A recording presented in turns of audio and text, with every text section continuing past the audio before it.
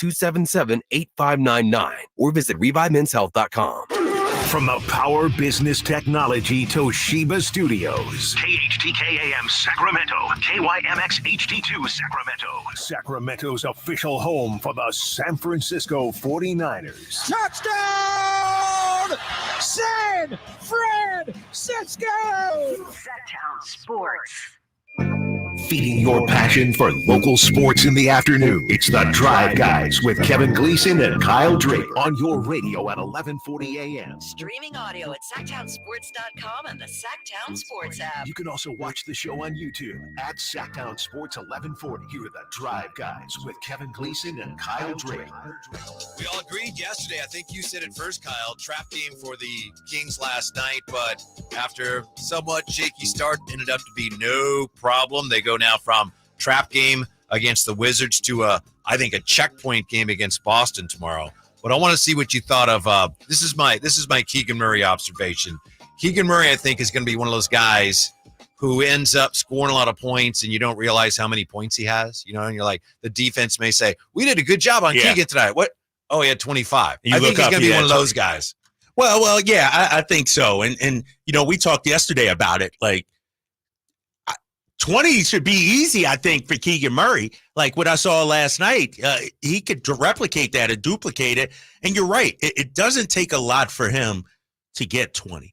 Knock down a few threes, couple layups, couple dunks, couple of free throws, and then you look up and it's like, bam, Keegan's got 20. It's another Murray flurry. I might have to patent that, trademark that, use that come, next game I call. You can use it. You got T-shirts out there, I'm sure, coming up. But no, you're right, man, because scoring is easy for him. It comes natural for him.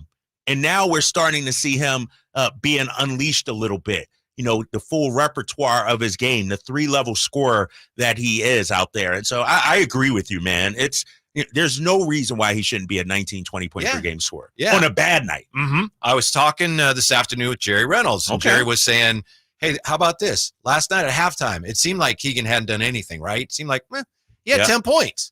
There was a while he was averaging like 11. Right. Well, he had 10 last night in the first half, and it seemed like he hadn't done anything yet. Yeah, and now because of, who he is, coming off the 47-point game, if he gets 10 in the first half, it's like, all right, ho-hum. Exactly. It's not that big of a deal. Price of admission. Exactly.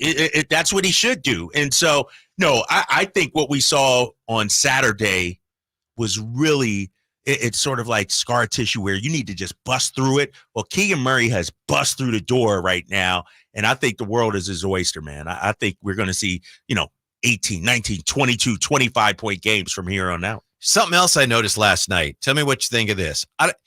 You remember the Warriors years ago? They were the third quarter Warriors, right? Remember they came out? Boom! Yep, I remember that. Yeah. Well, last 4 home games here against the Nets, the Kings had 44 in the third quarter. Against OKC, they scored 41 in the third quarter. Against Utah, the Kings scored 44 in the third quarter.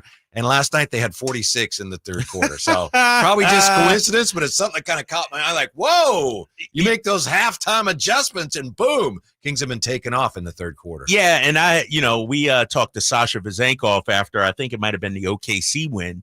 And it was like, dude, what did Mike Brown say at halftime? And he wouldn't give us the details, the full tea, but clearly something's going on where this team has just figured it out after halftime. Like, that's a big time. And maybe it's Mike Brown and his time with the Warriors, like you said. I'm looking at the numbers right now.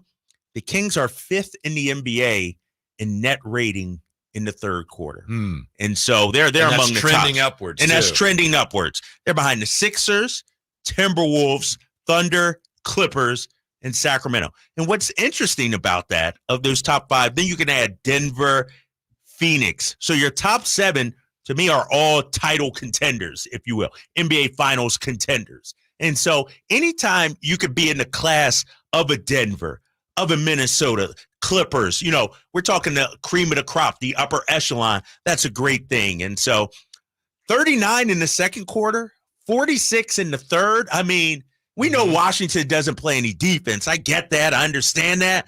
But that's still impressive.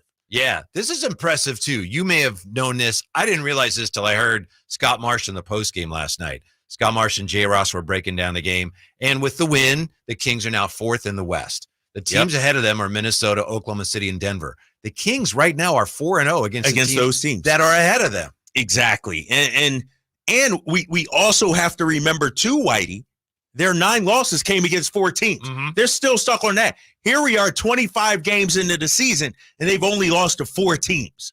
Think about that. Mm-hmm. You know, out of all the games they've played, all the teams they've faced, there's only been 4 teams that have been able to beat Sacramento. And I also want to add, can we give them some love for taking care of home court this season too? 10-3 at home. The way they're playing at home right now, something totally opposite than what we saw last year. And we all know that Golden One Center is a tremendous home court advantage. We know that crowd is lively. That crowd is lit. It's into it. And now the players are showing it as well. And now, you know, and I said it yesterday during the game, the Kings are protecting the house. And then you go out there and win half your games on the road, and, man, you're talking easily a 50-win team. You're absolutely right. And home court isn't all that the Kings took care of last night. I realize Washington doesn't put a lot of defensive pressure on, as you said, but the Kings only had 7 turnovers last night. You score 143 and you only turn the ball over 7 times. That's impressive. But the thing is, it's true the Kings are off to one of their better starts. It's also true that we're possibly going to learn a lot about how good this team is over the next 3 games. That's just the fact of the matter. Yeah, exactly. And so let me ask you this, and I'll pose this question to the people out there as well. What needs to happen these next 3? Like, we're riding a roller coaster so far this season. Right now, we're high. We're feeling good.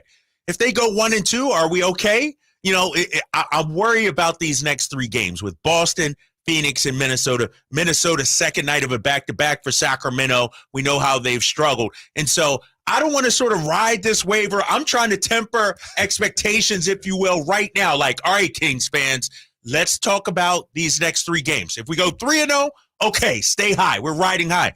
If we go 1-2, it's not the end of the world if, you know, they go 1-2 against these next 3 teams. Right. And, of course, they do catch Boston tomorrow night on the second night of back-to-back for them. 339-1140, 1-800-920-1140. Kyle Draper wants to know, what do you need? Is that how we phrase it? What do you need to see? What do you need to see from Sacramento, the Kings, these next 3 games? I want to hear that because we're drinking the Kool-Aid. We're flying high and everything. I just don't want it to become crashing down, you know, and us take calls next week. Oh, we got to trade this guy. Let's temper our expectations. Let's be, you know, live in the middle zone and not going high and low after every game. I think for me, they need to win 2 of the 3 and they need to be competitive in every one of them. You know, obviously it depends how things break down, but if you win 2 of the 3 against these good teams and you're competitive in every game, to me, that's a good indication again that, everything right now is on track. I'll say this, and I'll raise you one. They have to be competitive in every game. Mm-hmm. Now, when you talk about 1-2, it's not the end of the world, in my opinion. It's not the end. But you got to compete. At home, you can't get blown out at home. No, I agree. That can't happen. Yes. Those days are over. Yeah. That loss we had to the Clippers, to the Pelicans, like, that can't happen. Not right now. And so I'm trying to figure out what's the bar for us as a fan base, as a team, as an organization. It's like, all right, if you have a good showing in 3 games and maybe you go 2-1, maybe you go 1-2, that's okay. But you can't get blown out. I agree. No, you can't. Yeah. Because and I think you'll agree with this. We're talking about competing for a championship, Whitey. We're not, you know, some San Antonio Spurs team, bottom of the barrel, looking for moral victories or anything like that. You know, we're trying to establish ourselves as one of the elite franchises, one of the elite teams. And the way you do that, Kings fans, is not beating up on Utah. It's not beating up on Washington. The way you prove that is by beating Boston. Yes. By beating Minnesota, Phoenix, going out there and handle your business this week. By having good teams come in and the Kings putting those teams on their heels from the jump. Yes. You know? Exactly. Yeah. And it's funny, to your point, I was thinking of that yesterday too. Wasn't that long ago that the Kings were in a position similar to where the Wizards are right now, right? We had your friend on there, analyst, and hey, how do they pose matchup problems for the Kings? And he basically said, no, well, they don't. And I, you know, we've been there. Yeah, exactly. And, you know, I was talking to Chris Miller, Wizards play-by-play guy, before the game, and he said, Drapes, you know, when you guys opened the building in 2017, how long did it take to change, you know, the culture and everything? And I said, really, Chris, it wasn't a continuous, lengthy process. It really happened overnight. Yep. When the trade of Domantas Sabonis happened, in my opinion, that really changed the course of the franchise. And we could talk about Tyrese Halliburton. Oh, we want great player. We love Tyrese. But the trade to get Domantas Sabonis, from the very first game, you felt something different in that building. It unleashed De'Aaron Fox. Then you go out there, you add Mike Brown in, and then it all starts to come together. And so I'm going to say it happened overnight with that trade that Monty McNair Yeah, it made. took a long time. I Yeah. know Jordan Poole last night. I'm not a big Jordan Poole, the basketball player, fan. He was phenomenal last night with the long-range shooting. But after the game, he was asked about what's going on here. And he said, they've been at this for 6 or 7 years. Now, it's not his job to know what's going on here, but that's not really true. It's not. 'Cause it didn't start, like you said, until really just towards the end of the year before last season. Exactly, because when you look at it, go back 2 years, let's say before the Domantas Sabonis trade, how many people were on the roster then or on the roster now? You had Harrison Barnes and De'Aaron Fox. Yeah.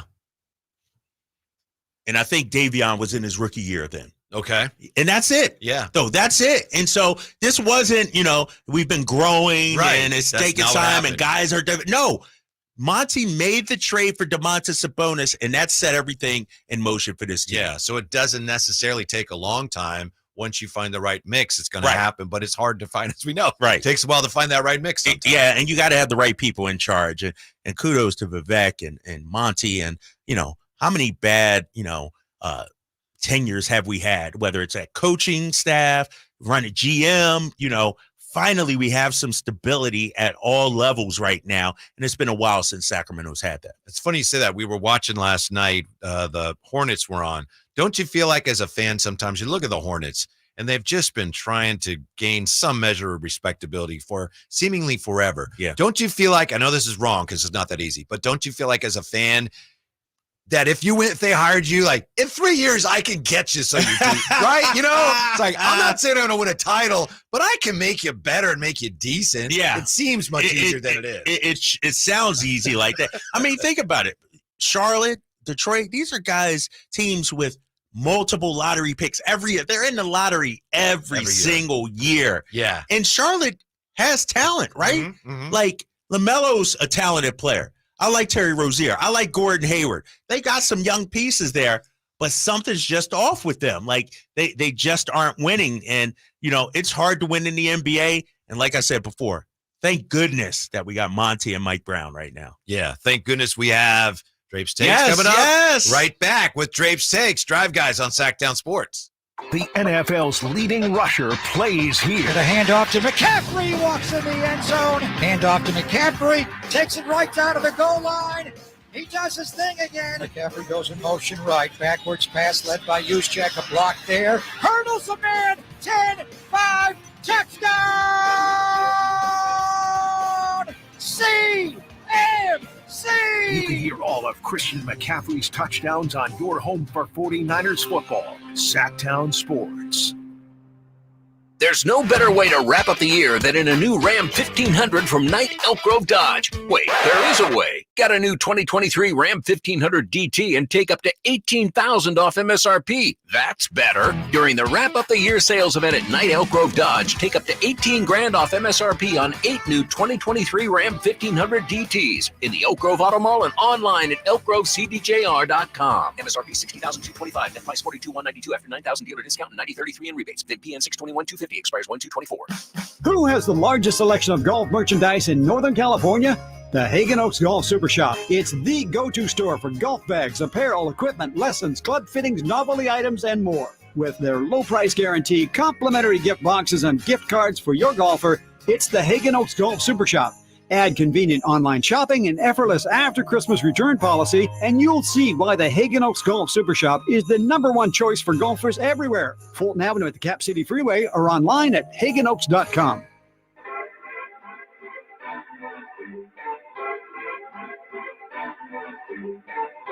Your home for Kings basketball for over 25 seasons. Sacktown Sports.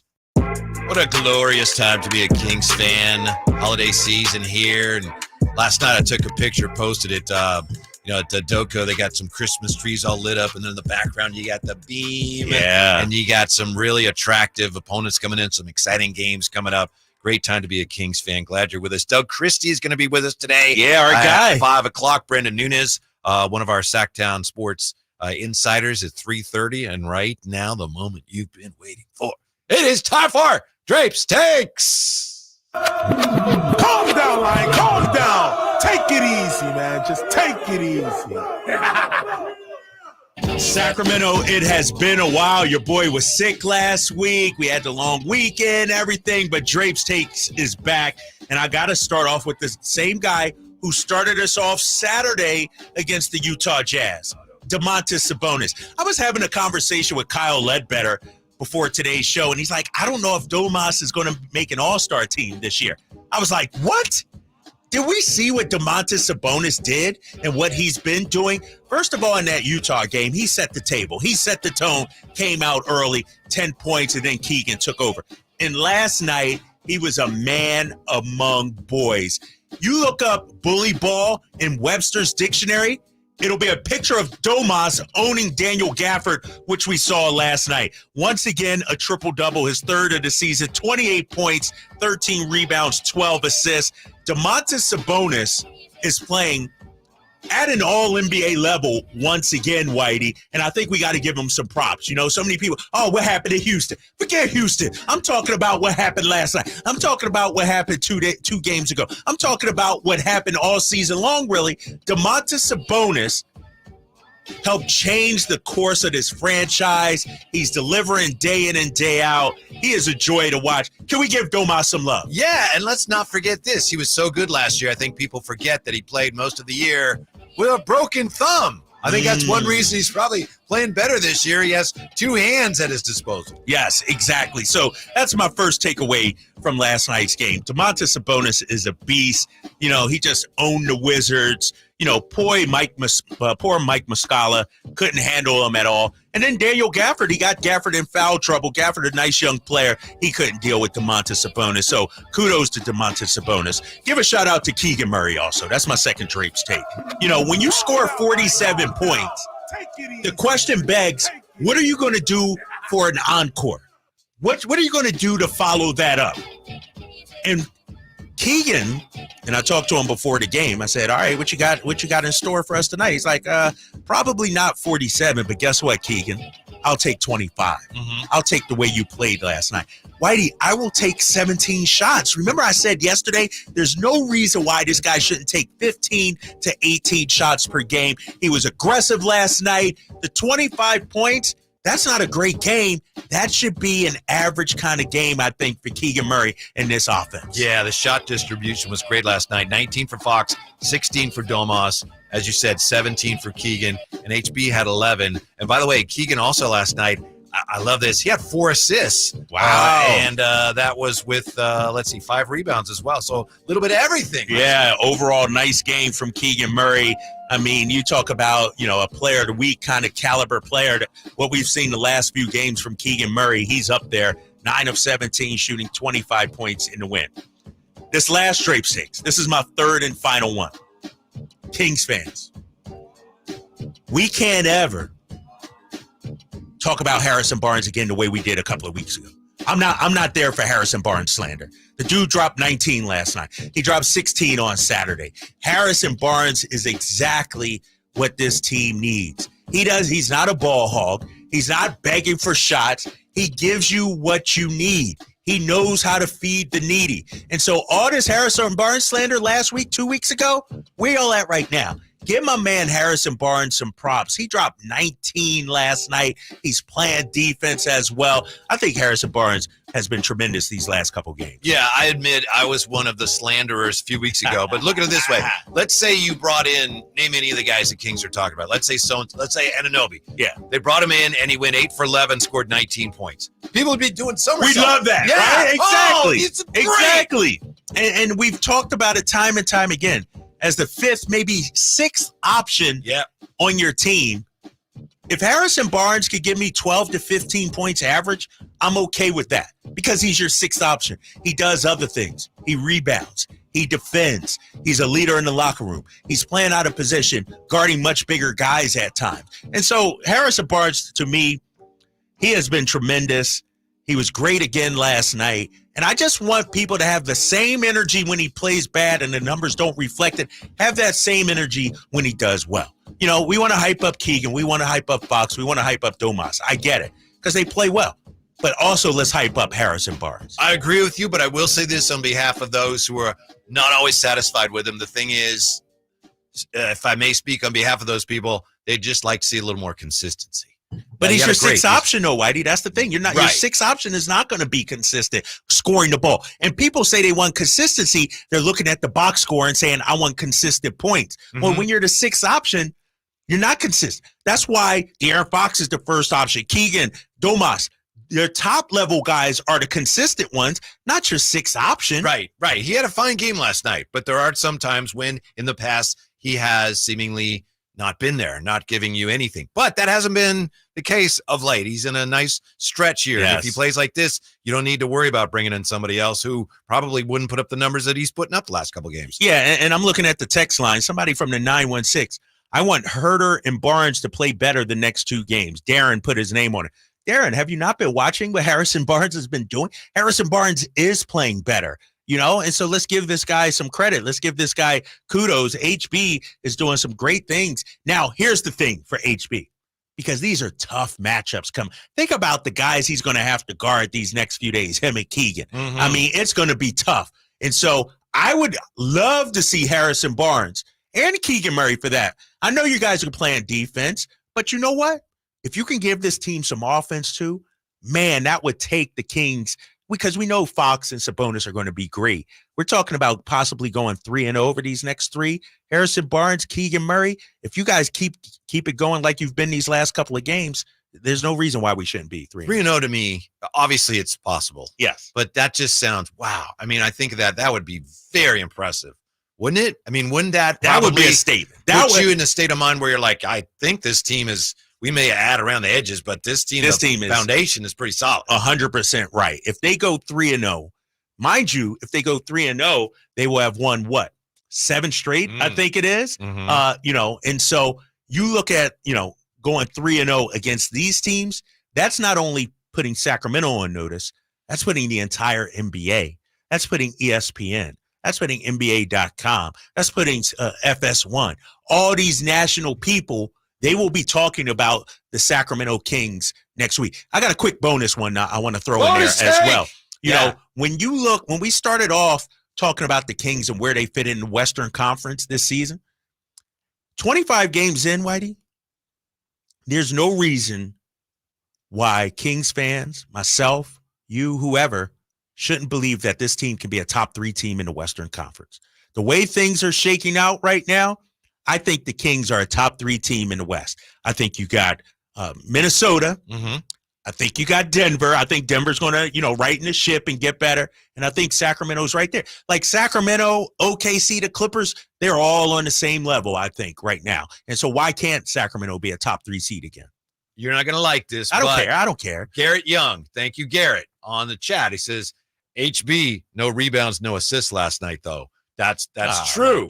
And I knew that was out there. See, this is a hater. I'm not trying to, you know, pick at you, but I knew that was out there. It's true, but the thing is, he had 19 points on 11 shots. 11 shots. I think the thing is with that, you tell me if you disagree, but the Kings handled their business on the backboards last night. So if you out-rebound the other team as they did last night, 42-39, they've been doing really well on the defensive glass. You can look up the advanced numbers. So it doesn't matter who gets the rebounds if you get the rebounds. Now, let's say Domas had, 8, and then Harrison Barnes had 5. Would that be better? I mean, people might feel like, oh, Barnes played better, but ultimately it doesn't make any difference. It doesn't make any difference, right? No, you're right. And you know, when you look at the rebounding, first of all, Domas gobbles up a lot of everything. Yeah. And second of all, Harrison Barnes is playing perimeter defense on a guy like Kuzma or somebody else out there on the perimeter. And so if we're going to nitpick, who was that? Garrett or who Garrett was it? Young. You know what he's doing? He's box score watching. He's day after Monday morning quarterback. You didn't think that during the game, Garrett Young. You didn't say that during the game. Man, how come Harrison Barnes just doesn't look like he's making any assists? Where's his rebounds at? You woke up today and said, oh, let me go get Harrison Barnes numbers. Oh, he didn't have. Come on, man. See, this is what I'm talking about. We can't do that with Harrison Barnes. We can't wake up the next morning and look at the box score and try to judge what this guy is night in and night out. But this is a safe space for your opinions, even if is it really? It is. I mean, come we'll on. Talk about even it. if your opinions are wrong. That's what we're here to discuss and debate. Manny Too Legit, Whitey and Drapes. Is Fox, Domas, and Keegan considered a big three now? If they keep playing like they did yesterday, do the Kings have a big three? If they keep playing like they did yesterday, yes. We've been waiting for Keegan to come up and join the other two. Yeah. And over the last 3 or 4 games, he's done that. And so that's why I said earlier, I think what we saw Saturday has really unshackled Keegan. Like, he's going to be this guy night in and night out. The 10 points, the 4 shot, no, he's the fact that he was as aggressive, 17 shots as he was last night with De'Aaron Fox playing, that to me is the key. That shows me something. And I think we're going to see a brand new Keegan Murray going forward now. Let me ask you this, going forward here with the show. You want to continue with the Kings and the big win and the big homestand? I don't want to talk football today. I do not want to talk football today. You got your answer. Or Pete Carroll, what he did to the Eagles again. Back with more Kings. And we'll take a peek at what happened last night in Philadelphia as well. As we roll on here, the Drive Guys on Sacktown Sports. It's the best team in the AFC versus the best team in the NFC on Christmas in San Francisco. Murray back. Murray time throws. Intercepted. Charvarius Ward running back the other way. He's gone. The 11-3 Baltimore Ravens bring their talent out west to face the 11-3 San Francisco 49ers. Game time at 5:15 Christmas night on your home for 49ers football. Sacktown Sports and the Sacktown Sports app.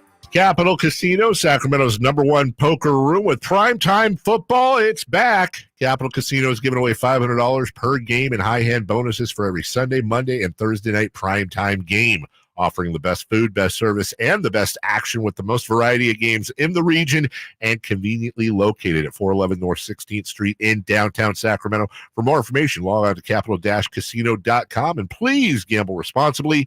1-800-GAMBLER.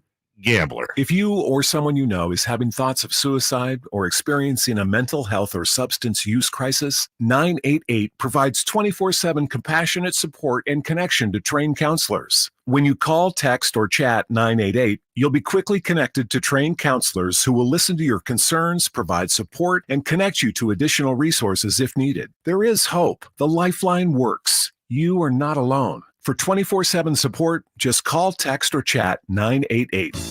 This is Kenny and Jerry from Bell Brothers Plumbing, Heating, and Air. If you're thinking about replacing your heating and cooling system, now's the perfect time to take action. It's Bell Brothers' end of the year blowout, and it's happening now. We've got a limited number of high-efficiency furnace, AC, and heat pump systems in our warehouse.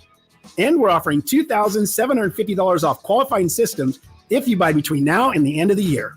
No gimmicks, no games, just a great price for buying now. If you got a quote elsewhere, we'd be happy to give you a second opinion. This is one of our best discounts of the year, but you have to hurry. When the systems are gone, the sale is over. Call Bell Brothers for details and get up to $2,750 off any qualifying high-efficiency furnace, AC, or heat pump system. Our number is 916-444-1234 or online at thenosurpriseguys.com. The No Surprise Guys, Bell Brothers. I always approach the holidays with a sense of excitement and a time to be with family. Hi, this is Frank LaRosa for Naturewood Home Furnishings. For me, the best times were when there were 3 generations all celebrating together. Today, we're the grandparents, and the holiday spotlight shines on my grandson. And I hope he'll remember holidays the way his papa does. Right now, Naturewood Home Furnishings will help you create your own kind of holiday memories during their holiday home sale. Unique gifts found only at Naturewood, like hall trees, curios, chairside tables, and more, are available at savings of 20% off.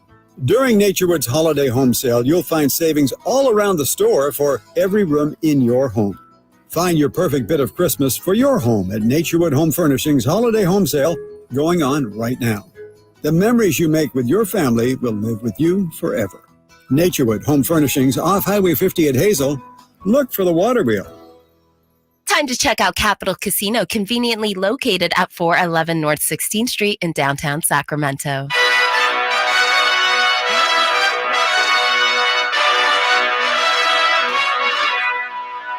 The Tribe Guys powering your afternoons Monday through Friday on Sacktown Sports. Yeah, before we get any further, I mean, 'tis a season, oh, ho, ho, and all that, but too much is too much. Kyle Draper just pointed out something I hadn't seen. What was that? I was at a Laker game? Laker game last night. Dog, big retriever, some kind of courtside, front row. They do some crazy things out there, man. Yeah. I mean, they got on TV and everything, right? So I guess that's the whole. That was the point of it, right? Yeah. Exactly. It was, look, guys, I'm gonna take my dog to the game, and sure enough, you know what I really don't like about that, and I know it's SoCal and we're NorCal, but you know, guys like you when you were still in Philly, you see that, and those people in California are nuts. Yeah, right? Yeah. We're not like that, right? You know, my uncle used to say, California is probably 3 different countries. So you know, you got you got SoCal, you got the middle part, you got the Bay, and the Northern Cal. Like we got a lot of diversity. That's definitely true of everything out here in California. But you know, some people just think California's California. Yeah, bunch of hippies running around. Yeah. Like I heard Alan say when he was at Temple, people would say, "Oh, you're from California. Do you surf? Do you know? Hey, I have a friend in San Diego. Do you know him? You know, it's like no. Oh man. The Warriors taking on the Celtics tonight. Celtics play the Kings tomorrow, and it looks like for tonight anyway, the Celtics are a little shorthanded, huh? Yeah, no Kristaps Porzingis tonight. Left calf strain maintenance. They're calling it. I don't know if they're holding him out to play Sacramento tomorrow. It'll be interesting. I think. Does it come to that? Dodging something against the Warriors, so we got him against the Kings? You know, I don't know, and I need to check this, and I may be wrong, so somebody correct me. But I don't think Al Horford plays back-to-backs. And so if Al plays tonight, then he's not playing tomorrow, and then they'd be severely shorthanded. So I think they're giving Kristaps tonight off to play him tomorrow because they may be without Al Horford. I could be wrong on that, but I knew there was a point where he wasn't playing in back-to-backs. By the way, last night, Anthony Slater was out there, of course, and so I was talking to him at halftime. And, yesterday you and I had been kicking around the silly odds on where Draymond's going to go. And Slate's, of course, covers the Warriors nest for years and years and years and years for The Athletic. And I asked him that they're not going to trade Draymond, are they? And he gave me a look. He said, well. Ooh, he gave that look. Yeah, he said, they might. And I was like, really? He said, if they start losing, he said, if they win, they're not going to do anything. But he said, if they start losing, and he said something along the lines of, they are kind of growing tired of everything. And if they start losing, and what I took him to mean, with everything they're paying him. So if Anthony Slater says they might, then that could be not right now, but that could be something that comes into play. Something to keep an eye on. Yeah. But if I don't want him here. Right. We don't want him here. Yeah. But what would that signal if you're the Warriors? Would that signal it's over? The run is over? At the very least, it would signal the run with those 3 is over, and we're going to try to get another run going by filling in. And would you look at moving Clay also, who's due a contract after this season? That's a tough. That's tough. And so they're in a pickle right now. They're in a jam. And who was it? Was it Matt Barnes or who said that it's over? Well, a lot of people have. I think it was High Flyer came on. He's like, dude, they are done. They're a toast. And if you're Mike Dunleavy Jr., it's like, all right, how do you rebuild this kind of on the fly? Because you still got Steph. How do you surround Steph with talent for these next 3 to 5 years, 3 years or so? Yeah. I don't know if it's possible. Yeah. To me, it's over. I mean, they were one of the greatest teams. They won in 2022, which is the one that's going to stand out, I think, in the future. Of all the ones they won, that'll be the one that people go, wow, how'd they win that? But you look at where they are right now. I guess it's a semantics, what you consider a dynasty to be. But to me, right now, there's no Warrior dynasty. That's done. That was in the past. No, that's done. Yeah. Were they really a dynasty? Well, I mean, you won those 2. They never won 3 in a row. They never won 3 in a row. Yeah. But they won 3 and 4. And the one year they didn't win, they won 73 games. So that's pretty good. We consider the Spurs a dynasty, right? I think they were 5 and 10 years. Yeah, they would really spread out. Yeah, they were spread out. And so I don't know. The Warriors will tell you they're a dynasty, though. They'll tell you that. So you ask any fan, They probably will always tell you. Yeah, they'll tell you that. No matter what. The Kings back in action tomorrow night, of course. Did you at any point last night, Kyle, feel like that game was starting to get a little too close for comfort at the end? I know it didn't, but it was a little like, hey, wow, if they make a bucket here, it's like we're talking like 9. Yeah. I think it was, and I forget who made the shot. Somebody made a shot with about 50 seconds left, about a minute left, and it was like, all right, we're good. Yeah. Because it was 9 at that point. You miss that shot, they go down and hit a 3 or something like that. Right, then right. it's 6, and you're like, uh-oh, Mike, you got to get the starters back in. Yeah. But, we knew the Wizards were going to wizard, and so I wasn't nervous. I wasn't panicking or anything like that. No. Mm-hmm. How about Sasha? I know we've talked a lot about Sasha, and last night he had 8 points, 12 minutes, hit 2 of 3 threes. Looks like maybe he's starting to get close. I know last night was really, let's face it, almost a glorified scrimmage. Yeah, right? yeah. When you look at Sasha, the fact that, he came in and literally the first time he touched the ball, he jacked up a 3 and made it. And I was like, man, this dude, if you stay ready, you don't have to get ready. And that's what he was last night. He gave them some really good minutes with the 7 rebounds, the 8 points, obviously. Only played 11 minutes and change last night. I keep telling you, I like 15 to 20 minutes a night from this guy. But, I look at it. I thought everybody who saw action last night, extended action, contributed in some way. Even you look at Malik Monk, only 3 of 7, but he had the 6 dimes. He had the 6 assists. And so I thought, everybody who came out there played well last night. Yeah, and he had the 3 threes. The 11 minutes in, 46 seconds for Sasha. Not a lot, but 11 minutes, 46 seconds more than JaVale McGee played last night. Right. What's up with that? Right. The one player who didn't play was JaVale McGee. I don't know. I think that's something to watch as we go forward. I don't think Mike Brown's crazy about what he's getting out of JaVale night to night right now. Yeah. JaVale hasn't had his best stuff these last few games. And, we saw it with Davion. Like, hey, if you're not producing, I'm going to get somebody else out there. And, last night it was Trey Lyles. Trey Lyles he played 17 minutes and change.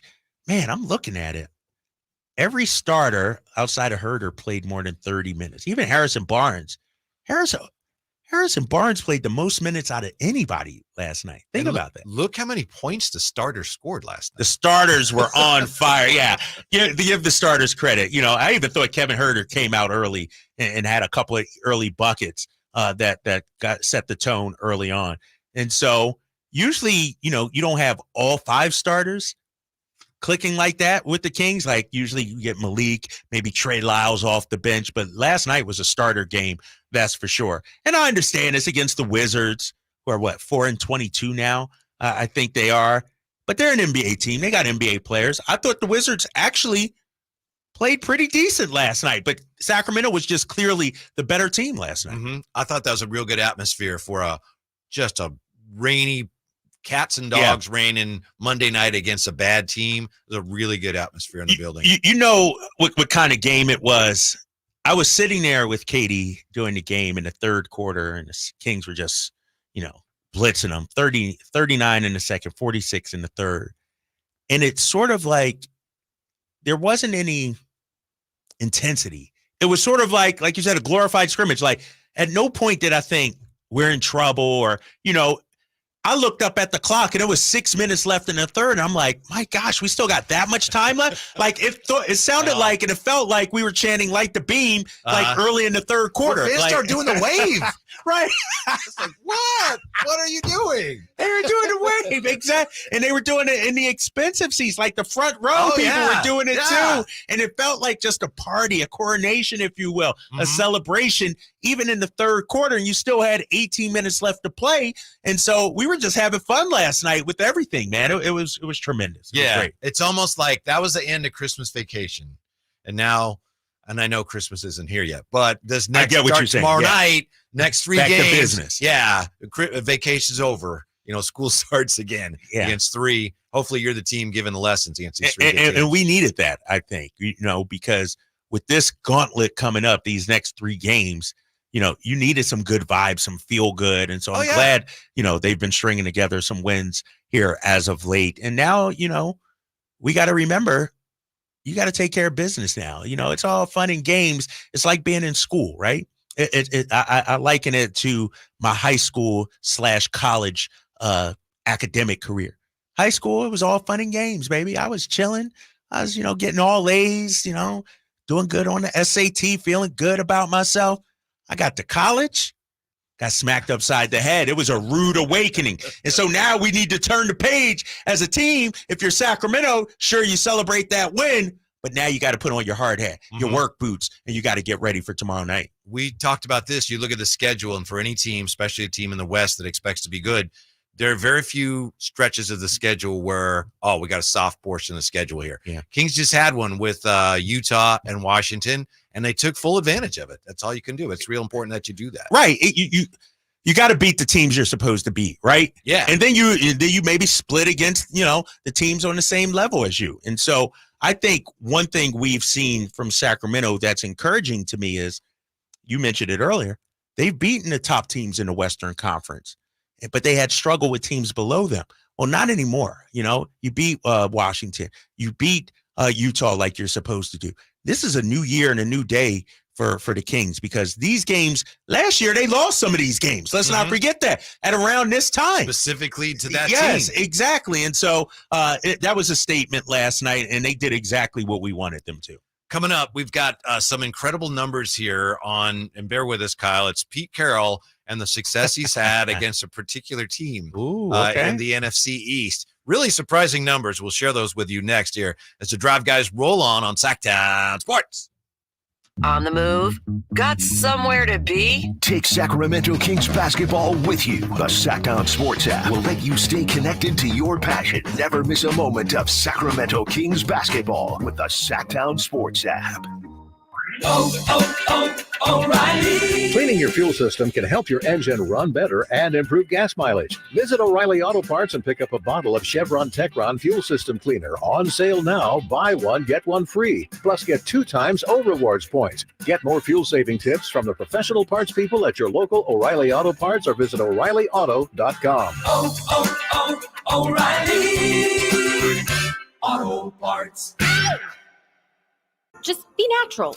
Try to roll around in it gracefully and not like a puppy. Maria's photography studio is zooming into a flurry of projects. Where did I put that memory card? She needs an assistant to keep business in focus. Hang on while I change the external flash. Oh, Indeed can help her hire great people fast. I need Indeed. Indeed you do. You can schedule and conduct virtual interviews all from your employer dashboard. Visit Indeed.com/credit and get $75 towards your first sponsored job. Terms and conditions apply.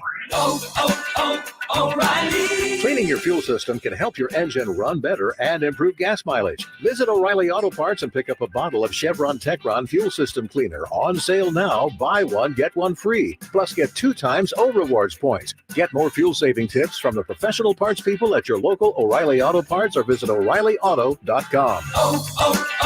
O'Reilly Auto Parts. Just be natural. Try to roll around in it gracefully and not like a puppy. Maria's photography studio is zooming into a flurry of projects. Where did I put that memory card? She needs an assistant to keep business in focus. Hang on while I change the external flash. Oh, Indeed can help her hire great people fast. I need Indeed. Indeed you do. You can schedule and conduct virtual interviews all from your employer dashboard. Visit Indeed.com/credit and get $75 towards your first sponsored job. Terms and conditions apply. Hey, it's Juice and Mo. Make this Christmas unforgettable by shopping at our friends Sharif Jewelers. Do you even remember what you thought last Christmas? No. Well, you got to make this one memorable. Okay. Make sure to go into Sharif Jewelers. You can get diamond studs, tennis bracelets. There's so many classic, timeless pieces that can be worn every single day. Available in both lab-grown and natural minds. In so many different price points. So don't go anywhere else this holiday season. Support a local, family-owned business rooted in Sacramento for 30 years. Sharif Jewelers. Who has the largest selection of golf merchandise in Northern California? The Hagen Oaks Golf Super Shop. It's the go-to store for golf bags, apparel, equipment, lessons, club fittings, novelty items, and more. With their low price guarantee, complimentary gift boxes, and gift cards for your golfer, it's the Hagen Oaks Golf Super Shop. Add convenient online shopping and effortless after-Christmas return policy, and you'll see why the Hagen Oaks Golf Super Shop is the #1 choice for golfers everywhere. Fulton Avenue at the Cap City Freeway or online at hagenoaks.com.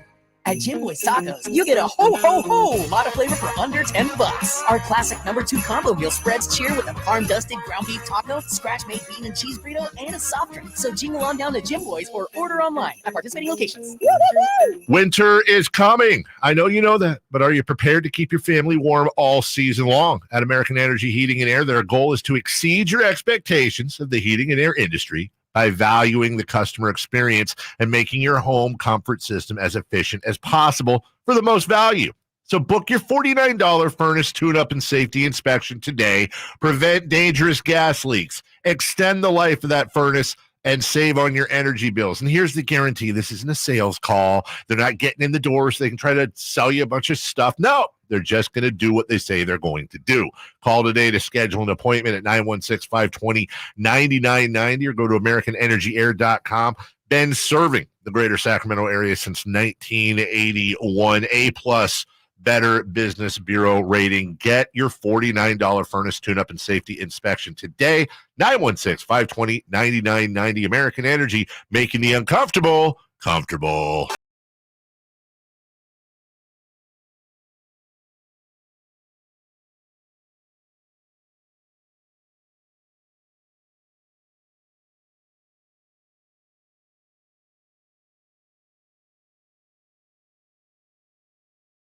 Viewers in radio. Also, Kyle, I think the most persistent here on the YouTube chat from McToads says, Kyle, Boston Celtics, your thoughts? We can beat them? And then he also adds, Kyle, your friend's coming to town. Can we get a Boston Insider on? McToads just a few comments later. Can we get a Boston Insider on, guys? So, I mean, really, since he really wants you to get a Boston Insider on. You know, I think McToads might be a burner account for like my guy Gary Washburn at a Boston Globe or Scal or Cedric Maxwell. Yeah. They want to come on our show so badly, that they created a burner account to try and hit us up. And we got that tomorrow. The Celtics got a game tonight. They got to focus on the Warriors. We'll have some insiders tomorrow, McToad. We got you covered. 339-1140, 1-800-920-1140. JR is back with us on Sacktown Sports. Hello, JR. How are you? What's up, boys? How are you? Good. What's up, JR? Hey, James, I like how you dropped one in high school. I got the ladies. Is that what I heard you say? I got the ladies? You something? No, I didn't say that. I didn't say that, man. I did, but I didn't say it. I bet you were all that in high school, young man. Yeah. I was a quiet guy, man. The ladies weren't feeling drapes back then, man. Drapes with the drip. I'm sure you were loving it, dude. And hey, you and Katie, you guys knocked out of the park. You freaking do such a great job. Really do. Huge compliments for you guys. And I did laugh. You dropped they're doing the wave in the expensive seat. Right. And that was so, oh my God. Katie, you can hear her laugh a little like, yeah, even the rich people do the wave once in a while. Right. That's what kind of party we had last night. Even the rich people were doing it. Oh, man. Oh, that was some good stuff. Good stuff. So, yeah, the Kings play well. Keegan doing what he does. And it just, starts to, you start to wonder, was last year with Philly a fluke? I mean, that's what I start to think when I look at the Kings. Bye-bye. I had to sneak that in there, right? He did. Oh, that's good stuff. See, piled on the praise, and I'm sure it was very genuine. Me up, but then at the end, punch, stabbed me in the back right there. Stabbed me. I appreciate that, Jay. Yeah. 339-1140, 1-800-920-1140. Tin has been hanging on. Let's see for what. Tin, you're up with the Drive Guys. What's going on? Hey guys, how you guys doing? Good. What's up, Tin? Good. What's up, Jess? Hey, so for Keegan, I think that such a franchise confidence boost to the franchise because after a successful rookie for Keegan, and then the second year to drop to 47, and then he followed that up with an impressive 25 too, the next game. So I think the core, the players around him, coaching staff can see the improvement in the young buck, and they're like, okay, we can get this young blood rolling, and I think it's going to propel them all the way, we're talking next 3 games, but all the way up to All-Star break after that too. some Brighton Keegan re-sign, keep him, all for him. Yeah, thanks, Tim. Tim. They don't have to worry about that for a while, thank goodness. But to Tim's point, I was wondering about that. Early in the year, we looked at it and said, Keegan's got to play better, and this guy's got to play better, and defense has to be better. And the team, quite often, they were pressing. And now, that they're missing shots, and you could tell that they were trying to live up to the expectations. Now that Keegan's playing better, and there are a lot of other things going on too. It's not all that, but they seem as a team on this homestand to be playing Kings basketball instead of feeling like we've got to do this or do that. They're just playing more naturally. And we talked about that yesterday, when looking at that Utah game, even without De'Aaron Fox, they still played Kings basketball. Yeah. It wasn't like guys were looking around unsure. What do we do? It looked like the same Kings team, just minus De'Aaron Fox. Same thing last night. It was Kings basketball, no matter who was out on the floor. And, I said it during the broadcast, Kings basketball is up-tempo, share the wealth, but also it's playing with a joy as well. And I think, what we saw last night from Sacramento, I thought they were extremely physical with Washington. Like, I love the physicality that they showed, but they also did it with a smile on their face too. Like they were enjoying, and that to me is Kings basketball. It's being physical on the defensive end, but then free flowing on the offensive end. And we saw that last night. We'll get back to the Kings top of the hour, and Doug Christie is going to join us today as well. Brendan Nunes. But Kyle, we've got to mention. Do we have to? Yeah. I think even you will find this perhaps interesting. Pete Carroll became the coach of the Seahawks in 2010. Okay. Since then, Seattle has faced your team 8 times, and the Seahawks have won each and every game played between the two teams since Pete Carroll became the Seahawks. That is crazy. It is. 20-17 last night, so Seattle maybe saved their season. It also gives Pete Carroll a win over each Eagles head coach during the time Carroll has coached the Seahawks. 1-0 against Andy Reid, 1-0 against Chip Kelly, 5-0 against Doug Peterson, and now 1-0 against Nick Sirianni. 4 wins happened in Seattle, 4 happened in Philadelphia. 1 game was a postseason contest wildcard game. 2019, the Seahawks beat the Eagles in both the regular season and the postseason by the identical scores of 17-9.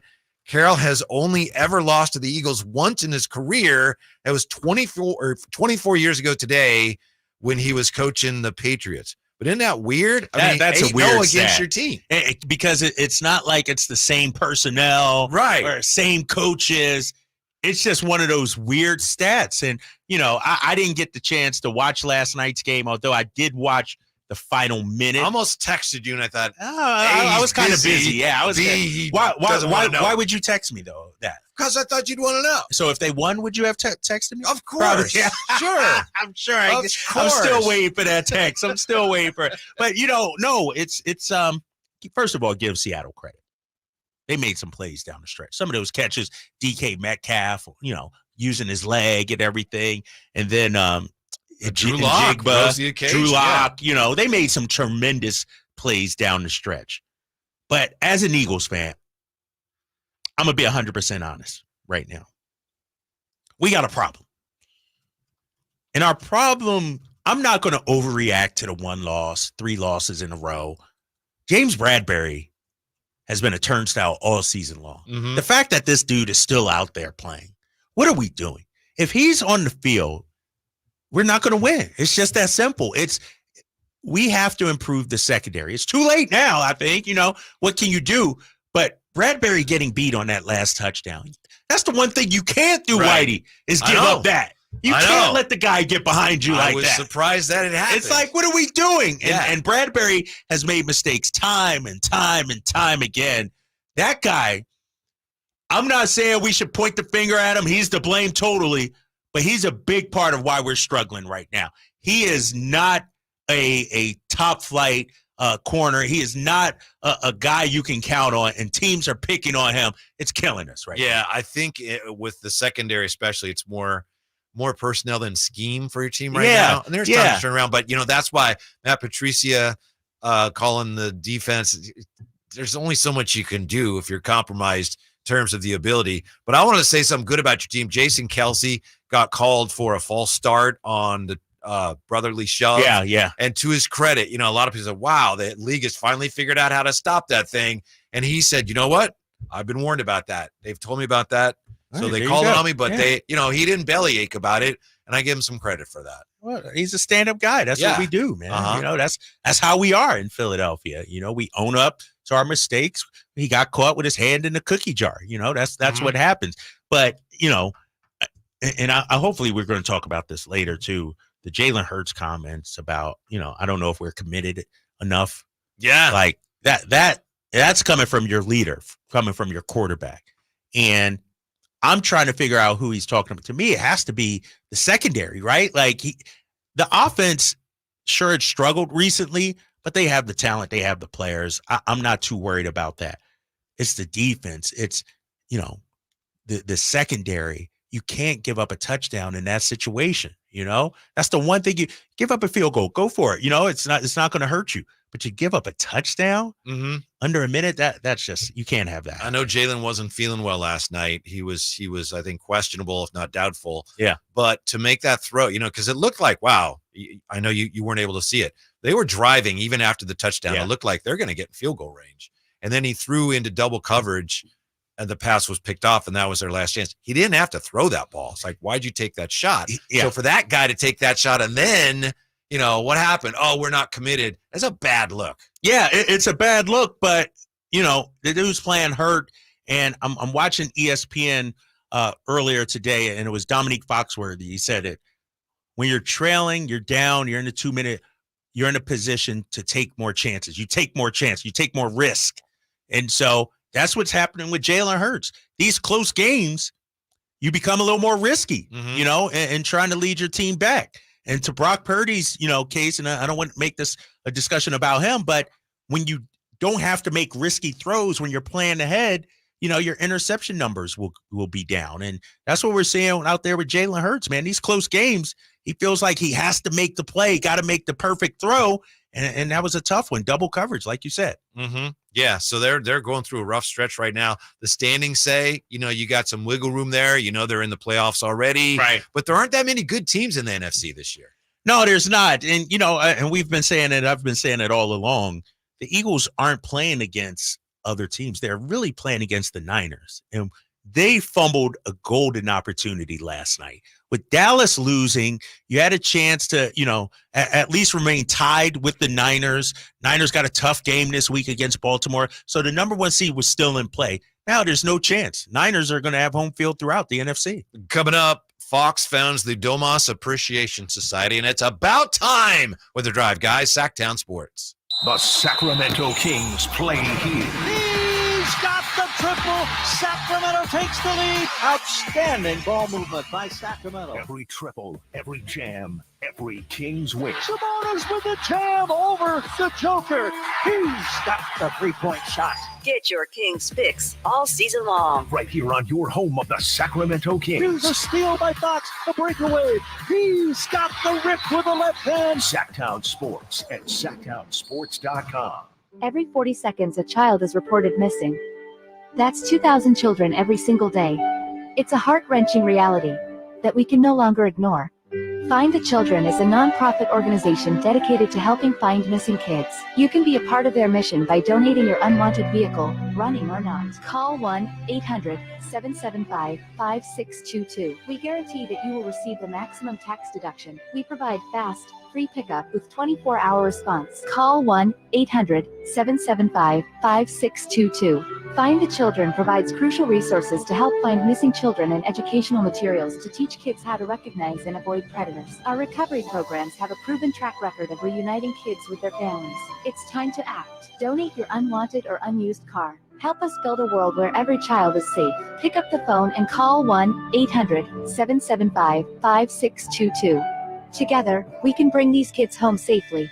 This advertisement was paid for by Cars R Us and Find the Children. Power Business Technology is proud to be 100% independent, locally owned, and managed Toshiba copier dealer. Local ownership cuts out the red tape, allowing ourselves to never be too busy to personally answer the call when our clients meet us. Recognized for excellence in service execution, training, and customer service, we're proud to be named a 2022 Toshiba ProMasters Elite Dealer. Contact us today for all of your business printing needs at 844-POWER-BC. That's 844-769-3729. Or visit us at powercopiers.com. Kevin Lewis of National Garage Door. Whether you need to repair a broken spring, install a new opener, or buy a quality Rainer door, National Garage Door is here for you. Call us today to see how we can transform your house with a new garage door. 638-4554 National Garage Door. Time to check out Capital Casino, conveniently located at 411 North 16th Street in downtown Sacramento. KHTK-AM Sacramento, KYMX HD2 Sacramento. From the Power Business Technology Toshiba Studios, your home for the Oakland A's every weekend. And it's swung on line to left center, base hit, and the A's have won it on a walk-off line drive, base hit to left center. Sacktown Sports.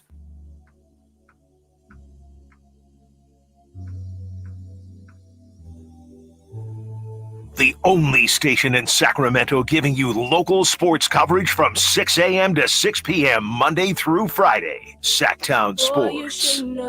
Just want to address something before we get any further. Just talking to Jay. And matter of fact, Jay was wondering why I wasn't making a bigger thing yet of the result of the Eagles game last night. It's a holiday season. We're only, an hour into the show.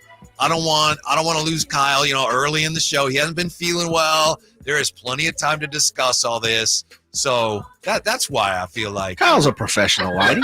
No, you know what? You know why Whitey hasn't brought it up, guys? And kudos him.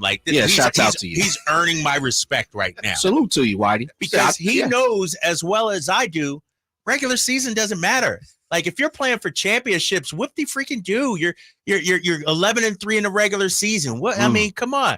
Like, we're about winning championships in Philadelphia. So, when we're up, we don't have to talk trash. I got you. We let our talking happen in January, Jay. How many championships are you talking about since you guys been talking about championships so long? I'm all about the most recent one. Oh, okay. I'm all about, I'm checking on it. I'm not going back to when I was in diapers like the last time you guys won. I wasn't in diapers. I was running around playing football right along with them.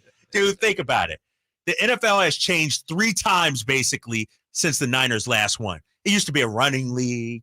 Then you had, the introduction of the mobile quarterback. I got you. And now, the NFL is there's different rules now and everything. Fair enough, but here's think the thing. about this. Hold up, Whitey. Yeah, we'll go back to what you said. Final point. See, Whitey, this is why I said you shouldn't have let him off the hook. My final point, Niners fans. Fox as a network was in its infancy the last time the Niners won the Super Bowl. Remember, Fox was only 6-7 years old at the time. Fox, the network. Think about that. I don't think that's true. That's when did Fox start? I'll look it up right now. When did Fox start? Fox just celebrated its 40th year, right, just now or something like that. Fox network. So if beginning. So they started in 40 years ago. 86. Okay. So the first decade of Fox is now almost 40 years old. Yeah. Think about that. And y'all got 1 in 40. It don't matter, though, bro. No, it does matter. You said we're about winning championships. Right, where's the S at? The Eagles are about winning championship. Right. That's where's the S? That's what I was looking for. Get the S yet. How about 76ers ain't won since I've been alive? What he said Philly. Philly is the championship city. I'm waiting on the 76ers have won in 60 years. The Eagles got 1 in forever. The Flyers. When are we going back to the Flyers? Flyers Philly's early in the mix. My Philly's in the mix. Yeah, Philly's in there. Y'all got 2011, 10, somewhere around there. Yeah, 2009, J. Rowe and them. I like J. Rowe and Ryan Howard. Right. Okay. The Eagles are all about winning championship. All right, you got me there. But like I said, the Niners want to win the championship too. Yeah, right? They do. I know. You want to be what the Eagles are. You want to be what the Eagles have been over the last decade. Who is Eagles that? have The been Niners? We've been a model franchise over the last And so has 7-8 Frisco. years. So has the boys out of Santa Clara. Yeah. They've been to 3 Super Bowls. Jay, you've been quiet all day. Because I'm just And letting you now all of a live. sudden- I heard the tone in your voice. Look, this is a King station first, so I'm gonna go ahead and let the Kings ride. right, But soon as we get to talking about Philly, which was last segment, your boy is uncommitted now. Your defense is terrible. Slay. Now I'm hearing about all Slay and Bradbury's turnstiles. Yeah, Slay's not even on the field no more right now. My honest opinion, Jay, how do you feel about this? My honest opinion is the Eagles will be lucky to get another shot at the 49ers. I agree. Now, they may. I think Philly's in trouble. talking about? What I are think you- you guys are in trouble. No, man. not at all, Jay. Okay. Who's beating us? Just me. I'm just Who's saying. beating us? Everybody they play. Who's beating us outside Of Philly? the Niners? And see, I think if you have to go on, if you hit that 5th seed, you're already on the road. So you're gonna have to play 2 I'm road. not worried about anybody. You go win else. 3 games in a row on the road. Why not? Okay. They're just Why not playing not? well right now. They just lost. They're to just not Seattle. playing well right Yeah. now. And that's a historically, you said it. That's a tough. Pete Carroll owns us for some reason. That's true. You know, he Yeah. owns us. And here's the thing: when you look at the NFC, and I'm being straight up right now. It's not a homer take or anything like that. Outside of the Niners and maybe having to go on the road to play Dallas, which you I'm may not see worried- first round. But I'm not worried about going to Detroit. Are you? should I'm be. not worried about that. Come on, Jay. You don't think Dan Campbell biting on the kneecaps Heck nah, and you're Dan not Campbell worried ain't about ready that? for this, man. Okay. Detroit ain't ready for prime time. He ain't ready for the big stage. There's only like 4 real teams in the NFC, and Detroit's one of them. And they're at the bottom, but They can score though. Yeah, they could. Yeah, They can You get should into be a worried about Detroit. shootout with you guys. Yeah. And- but hold on, look, if you finish 5th, Niners get the bye. We'll just, boom, boom. Mhm. Depending on what Dallas does, I think Dallas is going to lose another game within the next So you 3. think Dallas won't be the 2 seed? I think they're going to be the 3 seed, 3 seed. which would put you guys right there playing them, right? Or no, you would play 4. Yeah, we So play you'd be 4. to you Come NFC on, South. man. We Yeah, be y'all all right. got Come that. on Yeah, now, Jay. I give you that. That's exactly. one. That's one. That's Baker one. Mayfield And then back we got to throw go touchdown again. Then you would go to Dallas. No. Oh yeah. Do they Then no, you just take the bottom. Oh yeah, the Yeah, bottom. you would take the yeah, bottom. the bottom. So you'd probably see Dallas. Exactly. Yeah, Dallas Come on. or yeah. And then we go to San Fran, and then we go to Vegas. We all right. Ain't gonna be no partying in Vegas, brother. Ain't no F1 for y'all, brother. You forget about that. Now you may be there because we may send people this show there. There you But go. as far as Philly, they probably won't be there. Dude, if Philly is there, I'm gonna be. You're not gonna be able to deal with me. Yeah, I'm gonna be obnoxious. I'm gonna be annoying because if Philly's there, that means you know who ain't there. That's right. You're Okay. supposed to be, Okay. Right. All right. and I have a vice feeling versa. Either way, you're going to be obnoxious and annoying. Either way, no matter But whether they're in it or not. this is what I'm learning though, and I'm still new at this radio thing. It's only been a few months. Niners fans, when they're down during that 3-game losing streak, they were quiet. They were quiet as a church mouse. Nah. Eagles fans, we still sticking our chest out. We're Really? still proud to be an Eagles fan. We don't run in the corner and hide. No, it's still early. Now, at the end of the day, when the season's over and the playoffs are over, and then the Eagles get knocked out, okay.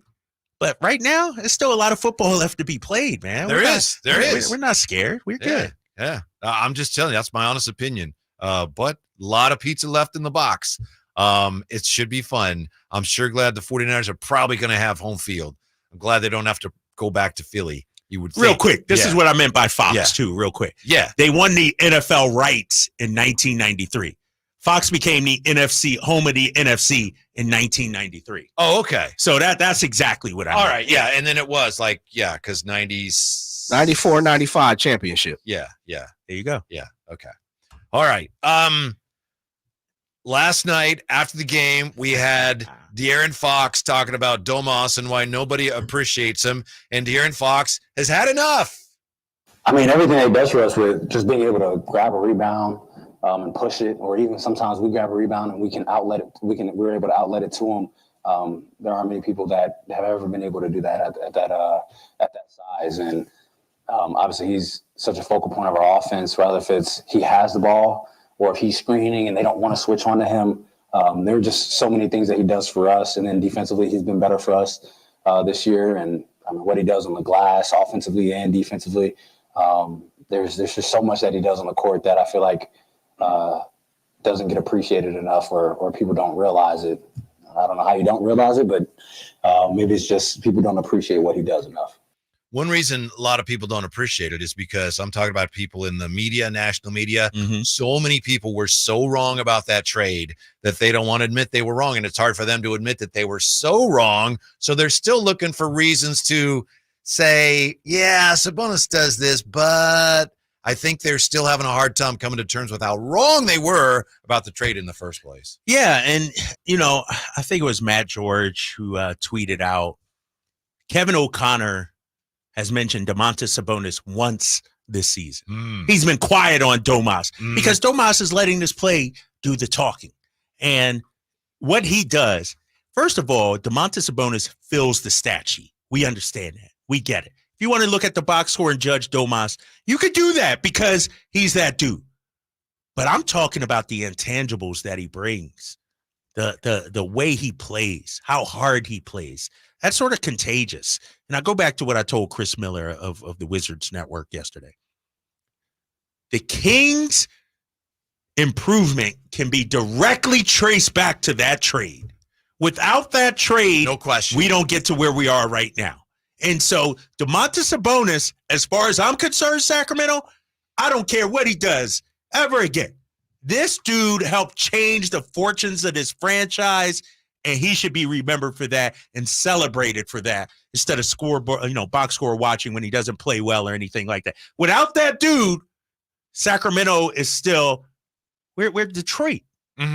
We're Washington right now. Without Domantas Sabonis, sure, you got a good player in De'Aaron Fox, but you're not winning any games. With Domantas Sabonis, he has raised the level of the franchise. I'm glad you pointed out how hard he plays. I remember years ago I was talking to a guy who covers the NBA, and we were talking about players that play hard, and he said, all the guys play hard. But there are some guys that play harder. Bobby Jackson comes to mind. Yeah. Bobby Jackson always played so hard. Sabonis is a guy that I know in the future when I'm thinking of who are the guys that always played hard every night. He plays as hard as anyone, night to night, as anyone I've ever seen in the NBA. And it sets the tone for the team. As you said, you've got that guy playing that hard night to night. And how can you, if you're a lesser player, give less than the effort he's given? Yeah, exactly. And I'll make an analogy. A lot of times you hear players say they are playing hard, but with Domas, you can feel it. You can see it. And I tell my daughter all the time, eventually she's 11. Eventually when you marry someone, make sure you can feel the love. Not just say, I love you. Make sure you feel it. Same thing with playing hard. Don't just say you play hard. Let us feel it. Let us come away from the game thinking, man, that dude laid it all on the line. And that's what we see from Domas night in and night out. Yeah, it's not something everyone can do. There are a lot of young players that have come through the NBA. There's some in the league right now who honestly think they're playing hard. And you compare them to somebody like Domas, like, you're not. You think you are, but you're not. You're not. And there's no question that he's given everything he's got. And to do it at his size, and the beating that he takes, and the physicality, and the bumping and banging and bruising. I mean, this dude is laying it on the line every single night, and he's doing it not against 160-pound guys, 180. He's doing it against 260, 270, 280-pound guys night in and night out. I'll tell you where I think I was wrong about him. Initially, I was wrong about the trade. I really wasn't. I thought he's a nice player, but still, and obviously it's worked out great. So I was wrong about that. But I also think he is proving this year he's never going to be all league defense, but he is a better defender than I thought he was. In what way? Clarify that, because he's a lot more active. Obviously, against certain bigs, he gets overpowered. And obviously, you go back to Looney last year in the playoffs.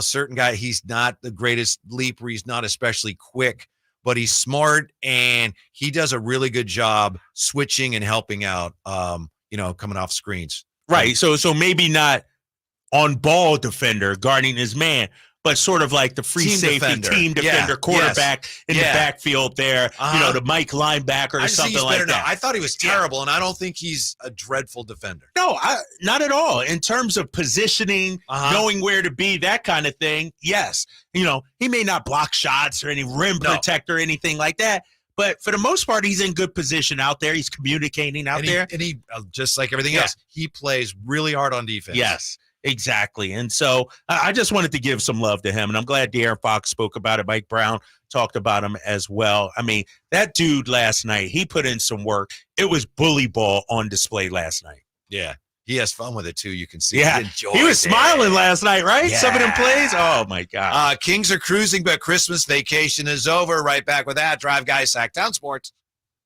The push for the NFC's top seed continues on Christmas as the 49ers host the Baltimore Ravens. Purdy throws for the end zone. It is caught by Deebo Samuel. Touchdown!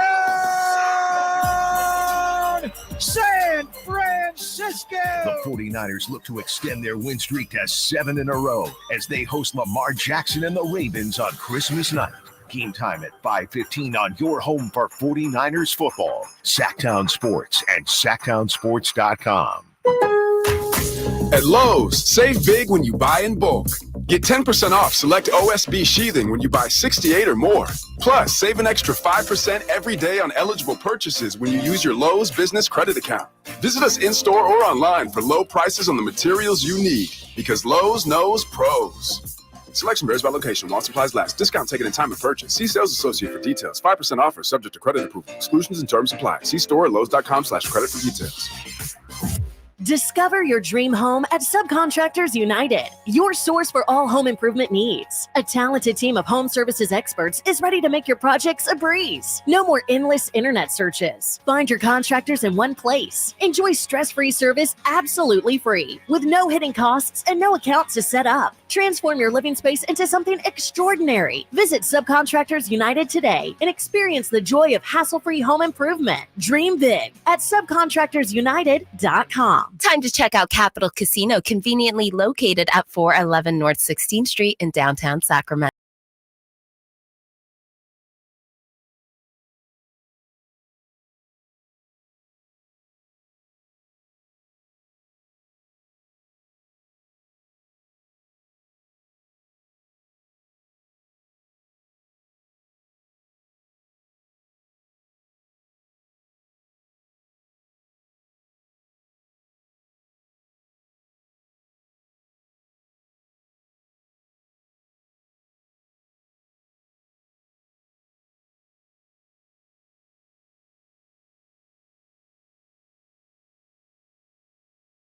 I'm here. Yeah. I mean, I ain't going nowhere. Yeah. I'm not quitting. I'm not rolling over or anything. Niners fans ain't going to chase me off the job with strep throat. You did that last week. I was really sick then. I know you were. I was really sick. I was really sick. Still But to I'm be here. determined. I've yet to see results. You need the test results? Yeah, You we're gonna need to see that. Right. But I'm here. Your boy is facing the music. Keep that energy in January. And same thing from Niners fans. If y'all lose in January, don't go crawling under a rock. No. Well, these ones here, we're not. I can't speak for everybody else, Drake. You got to take what I'm dishing out, big fella. Straight up. True. All right, deal? Absolutely. all right, okay. We both agree on Don't it. run it around here. Yep. All right, that's good. Walking like the mailman right into the studio. Head held up high, huh? We got to talk about this upcoming stretch for the Kings, and Yeah, we Brendan's do. coming in. And then, at some point we got to talk about and hear what your quarterback had to say last night. And that's not your responsibility, but it is an indication that, wow, things aren't especially going swimmingly in the Eagles locker room right now. So We're not going to talk about that right now, are we? Not right now. Okay, We're not all right. Because I got something on that. I got something on that. All right. Yeah. But we do have that coming up. As we said, the Kings right now getting ready for 3 games against what? We got Boston tomorrow. Then you got the Suns. Then you got Minnesota. Those 3 teams are combined on the road this year, 22-13. That's on the road combined. I think Phoenix actually they have a really good road record. And so do the Minnesota Timberwolves. Yeah, Phoenix on the road. I got it right here. On the road, 7-4 this season. Celtics 6-5. Right, though. right. Yeah, Celtics the one that's struggling. Minnesota 9-4 away from home. Wow, that's impressive. I will say a lot of the people like Kevin O'Connor and Hollinger and those people, a lot of those people were very high on Minnesota before the season started. Were they really? Some of them were, and I was not. And here we are. Everybody's looking up at Minnesota right now. Hey, give them credit, man. They figured it out. We didn't think the Towns-Gobert pairing would work. Rudy Gobert is looking like Rudy Gobert from Utah right now, the way he's playing defense, and Towns a stretch big, and Anthony Edwards, an all-star, all-NBA kind of guy, and Mike Conley running the show. I mean, Minnesota's legit. They're a force to be reckoned with. Now, mind you, we went in their crib and handed them their first home loss of the season. They had won 7 straight at home, and Sacramento went in there and smacked them up. And so this will be a tough week. And let's start with Boston. Historically, the Celtics are a bad matchup.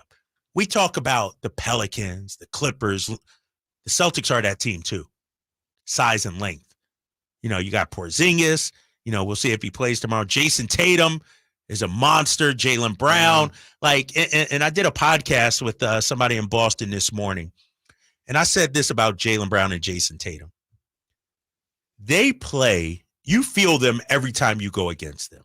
And those are the teams that we historically have had trouble against. The physical teams, the relentless teams. That's what the Celtics are. They keep coming at you. And so there's not the Wizards we're facing tomorrow. This isn't Utah. These guys know who they are. They got upper echelon star power. Think about it. Jason Tatum, first team All-NBA. Jaylen Brown, second team All-NBA. Kristaps Porzingis, the unicorn averaged 23 a game last season. So this is going to be and they got Drew Holiday. I know. Jeez. And I totally forgot about Drew Holiday. Think about this. The Celtics added Drew Holiday and Kristaps Porzingis this offseason, and all they gave up was Marcus Smart and Malcolm Brogdon. Yeah, poor Marcus Smart is very unhappy in Memphis, too. Yeah.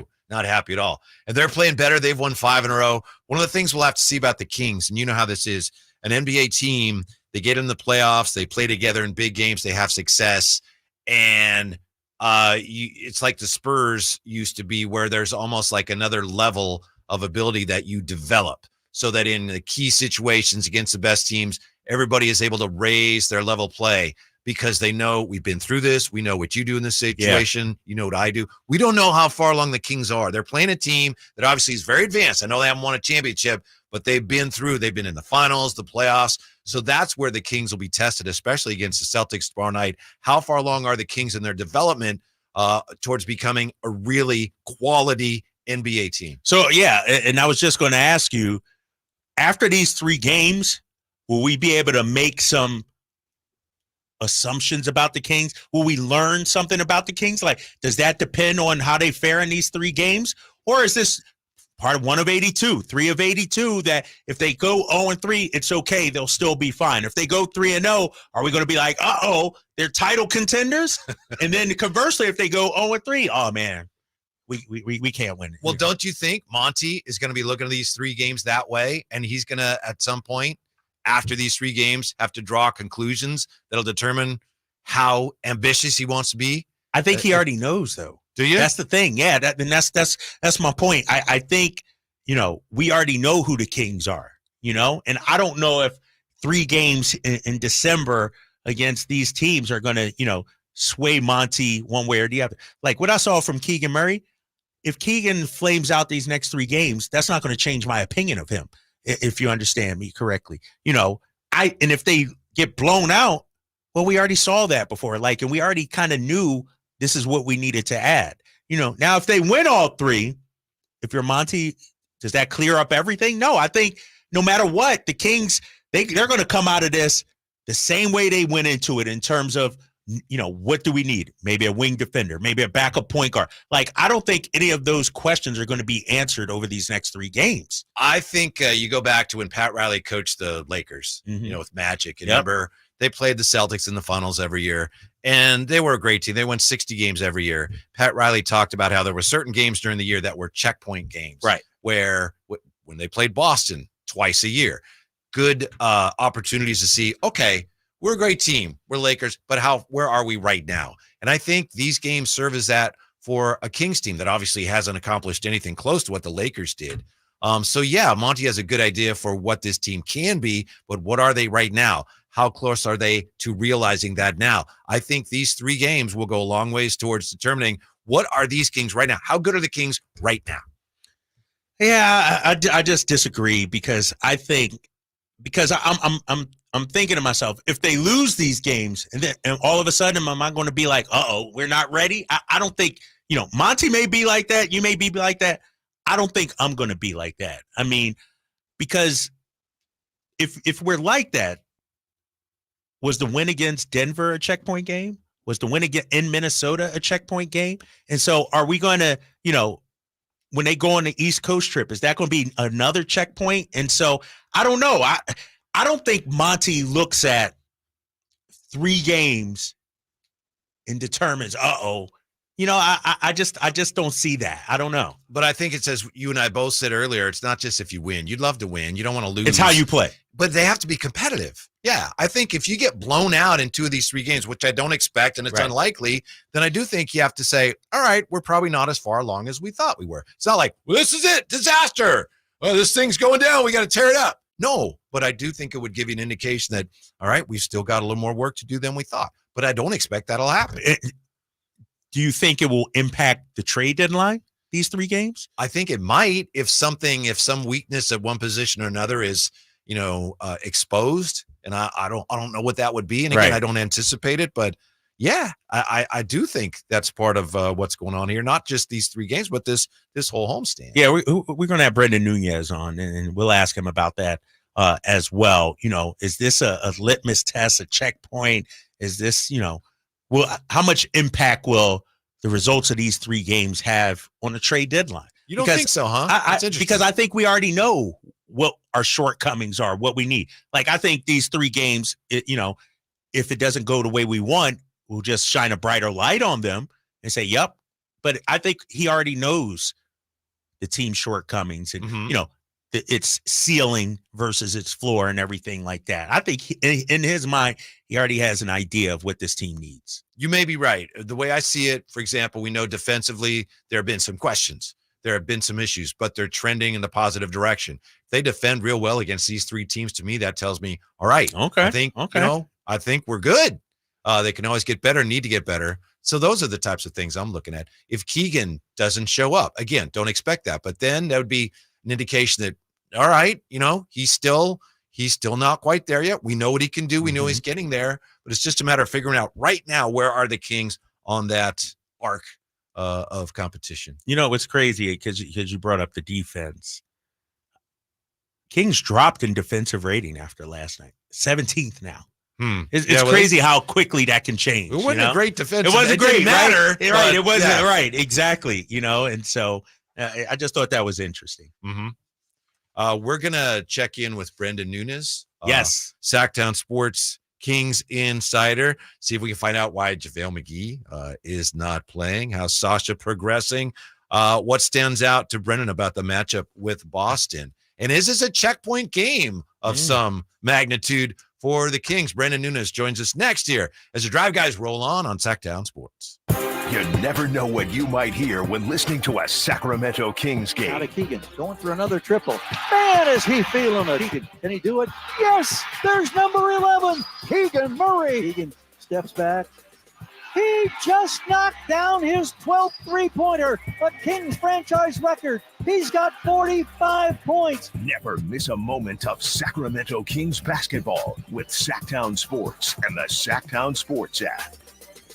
Sacramento weather is brought to you by the Arnold Law Firm. I'm Tamara Berg in the KCRA 3 Weather Center. Your Tuesday forecast is going to be breezy and soggy. Expect those showers on and off again throughout the day today.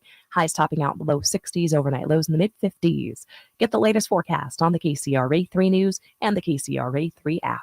The Arnold Law Firm has seen how a collision can turn anyone's life upside down in a heartbeat. So remember to be a little more alert on the road and stay safe.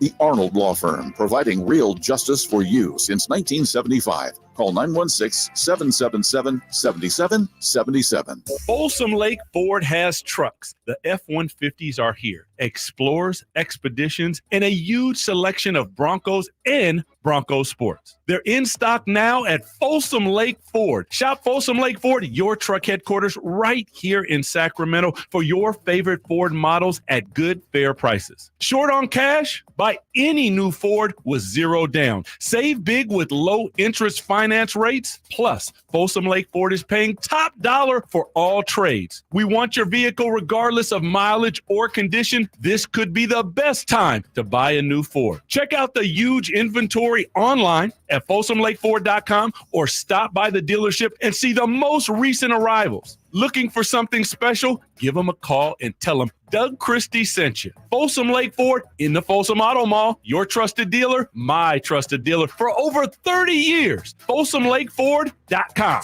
with approved credit. Lead generation is one of the most important aspects of any marketing campaign. Let us help you identify your target audience and market your products or services to them. Go to aimyourdigital.com today. aimyourdigital.com. At Jim Boy's Tacos, you get a ho lot of flavor for under $10. Our classic #2 combo meal spreads cheer with a farm-dusted ground beef taco, scratch-made bean and cheese burrito, and a soft drink. So jingle on down to Jim Boy's or order online at participating locations. Thunder, feel the thunder. It ignites something inside of you. Lightning and the thunder. Sets alight an elevated state of being. Days are pure exhilaration. And the nights, they're simply electric. See it, hear it, feel it. Thunder, feel the thunder. Lightning and the thunder. Thunder Valley Casino Resort. Feel the thunder. Guys, want to lose weight, improve your performance, and increase your drive? Book your free T-check and free exam at Revive Men's Health Sacramento. Now also offering affordable, cutting-edge weight loss medications. Call 916-277-8599 or visit ReviveMen'sHealth.com. Time to check out Capital Casino, conveniently located at 411 North 16th Street in downtown Sacramento. Your afternoon home for Kings Talk and so much more. The Drive Guys on Sacktown Sports. Inbounds to Sabonis, backdoor cut. Keegan, that's too easy. Oh, my. And is that the triple-double? Yes, it is. Sabonis with his 10th assist. Triple-double number 3 on the season. 28 points, 13 boards, 10 assists. Do you know if the G-Man played basketball? I have to ask him. I bet he was a smooth point guard if he played. I don't know if he played. And he might be a long shooter, too. You know? Yeah. I don't know if he played or not. He seems smooth, though, man, on the court. Oh, know? definitely. Yeah. Definitely. Drive Guys back with you, Whitey, Kyle Draper, and nice enough to join us, one of our outstanding Kings insiders from SacktownSports.com, Brendan Nunes. Brendan, that was for the most part too easy last night, but at the very end, did you find yourself getting a little concerned with how close the Wizards nearly made it? Honestly, I was working on some of my post-game stuff and looked up and was like, whoa, what's going on here? And Mike Brown obviously highlighted that a little bit post-game and pointed to how Keon Ellis really made his way into the rotation by impressing in, he didn't use the word garbage time minutes, but, that's what it is often referred to as during his time in Houston. And most of the guys that went out there, I think more so got some negative points rather than some positive tallies for themselves there. Interesting. Brendan Nunez, our Sacktown Sports 1140 Kings insider. We got to talk about Keegan Murray. And I maintain, Brendan, that the bar has been set, not at 47 points or anything like that, but Keegan has sort of ran through the tape, busted through the door. In a game like last night when he took 17 shots, to me, that should be the norm. Do you sense a turning point in Keegan's season after these last couple of games? I do. I'm with you, Drapes. I hope that that's the case. And to me, it is the shot attempts. Like it's the aggressiveness, right? Getting up 23 in that game against Utah, where obviously he just went ridiculous en route to 47 points. 12 of 15 from 3, just ridiculous numbers, right?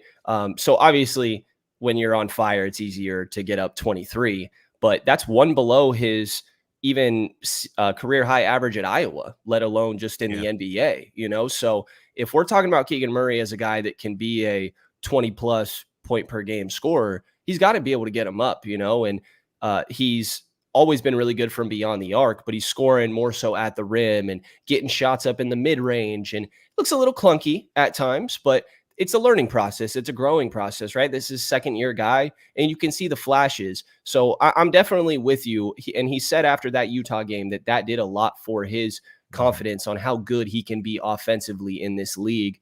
And that needs to carry over. And I think it did, to your point, those 17 attempts that he took last night against Washington. Brendan, in an almost backwards kind of way, I thought the first half for Keegan last night was an indication of how he's coming along, because it didn't seem like he did anything in the first half. And he had 10 points, earlier this year. For much of the year, he's averaging about 11. So for Keegan to kind of quietly put up 10, I have a feeling he's going to be that kind of scorer where teams are going to think, hey, we did a good job on Keegan Murray. How'd he do? Oh, he had 24. I just think he's going to be that almost stealth kind of scorer because he's so efficient. I think so. And I think that's also a credit to the pressure that De'Aaron Fox and Domantas Sabonis demand out of opposing defenses. They set it up and allow Keegan to be a play finisher, really, rather than a creator. And I think that creation is kind of what we were just talking about that needs to continue to develop, but the play finishing needs to maintain as well. And I think that there's only so many guys you can focus on at once.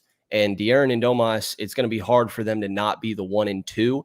And if Keegan can emerge as that third guy, that it probably will be a little bit more quiet, because he's not, more likely than not going to be 1 or 2 on opposing scouting reports. Brendan Nunez joining us. Brendan, what were your thoughts on the Kings coming into this season, and have they changed at all through the first 25 games? I ask this because after these last couple of games, and I know it's against Utah and Washington, I said there's no reason why the Kings can't be a top 3, top 4 team in the Western Conference. Here we are, a third in the season, and they're right there at that point. And so I didn't know if that was capable before the season. So I'm amending my expectations for them. What about you? What did you think beforehand, and what do you think now?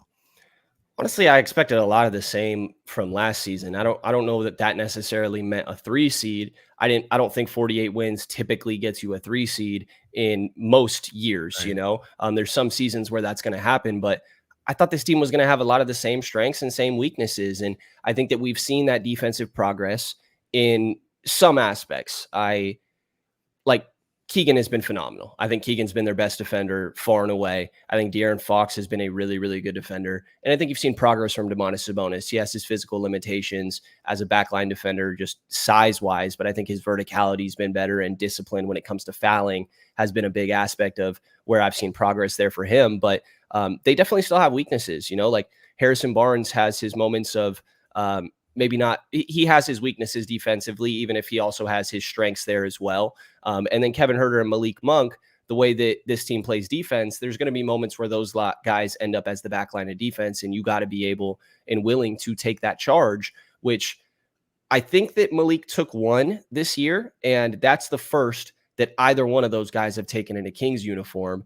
Outside of Coach Brown joked last year, Malik had one, but really he kind of tripped and then got up and just happened to be in the way and got ran over. So coach didn't really count it, So I still think they have the same shortcomings defensively. Like that game against Washington was really gross, honestly, on both sides from both teams. Like giving up 131 to Washington is far from ideal, even though it felt like they really took control in that third quarter, obviously, where the Kings scored 46 and really put it away. It was great to see them put it away early like they did. But I still do kind of think this team has the same strengths and weaknesses, but I think the big difference is, can Keegan be that third guy, which obviously this last week and a half, we're really starting to get that question closer to a yes, I think. And now I think De'Aaron Fox is like flirting with being on MVP ballots. I'm not going to say in the conversation for actual MVP, you know what I mean? Because there's like 3-4 guys, you talk Giannis, Jokic, and Embiid, that like De'Aaron's not catching those guys, to be honest.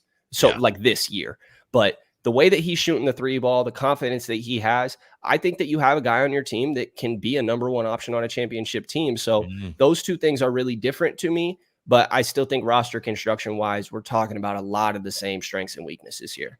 Brendan, where do you think the Kings are? What's your best guess of where they are in terms of a potential deal? We've all heard a lot of names thrown around. I think Kyle and I don't mean to speak for you, Kyle, but I think we agree that some of these big names that are being thrown around are very unlikely to end up coming here. What's your best guess of what the Kings thinking is right now as far as a potential deal? Yeah, the Levine reporting really kind of threw me through a loop. Mainly the portion in there.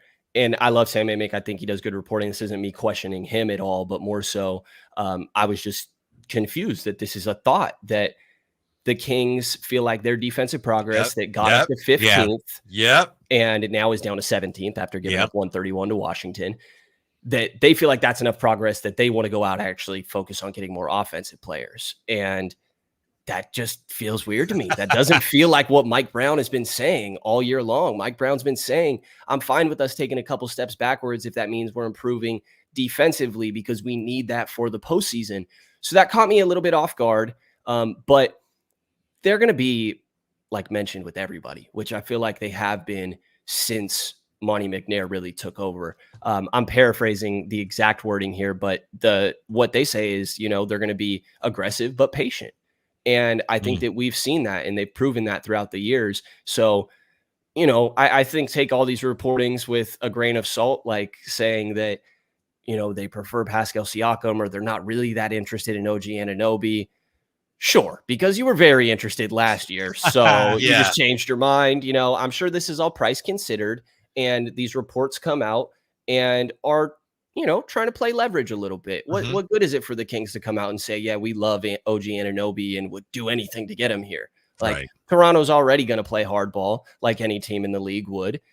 So I think they're going to be aggressive in searching, but you have to be patient in making sure it's the right guy, specifically if you're talking a Zach LaVine sort of caliber player where you're giving up a handful of picks, because you go out there and give all that up, you're really sacrificing your future flexibility. So you better make sure that you get the right guy. Brendan, do you think they know, or do we know what this Kings team needs? Like, is there a consensus? Do we need a top level guy, or do you need a more rotation player, a bench guy? Like, what are this team's needs right now, in your opinion? I think a lot of that has to do with how good is Keegan, right?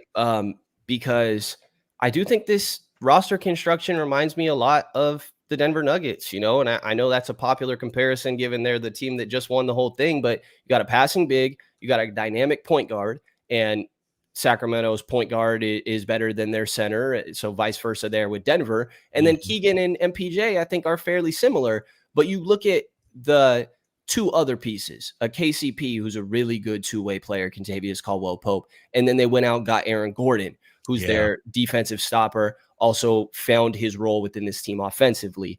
And Kevin Huerter and Harrison Barnes are just not the same caliber as those guys, in my mind. I think that both of those players on Denver are better than any of the individual ones on between Kevin Huerter and Harrison Barnes.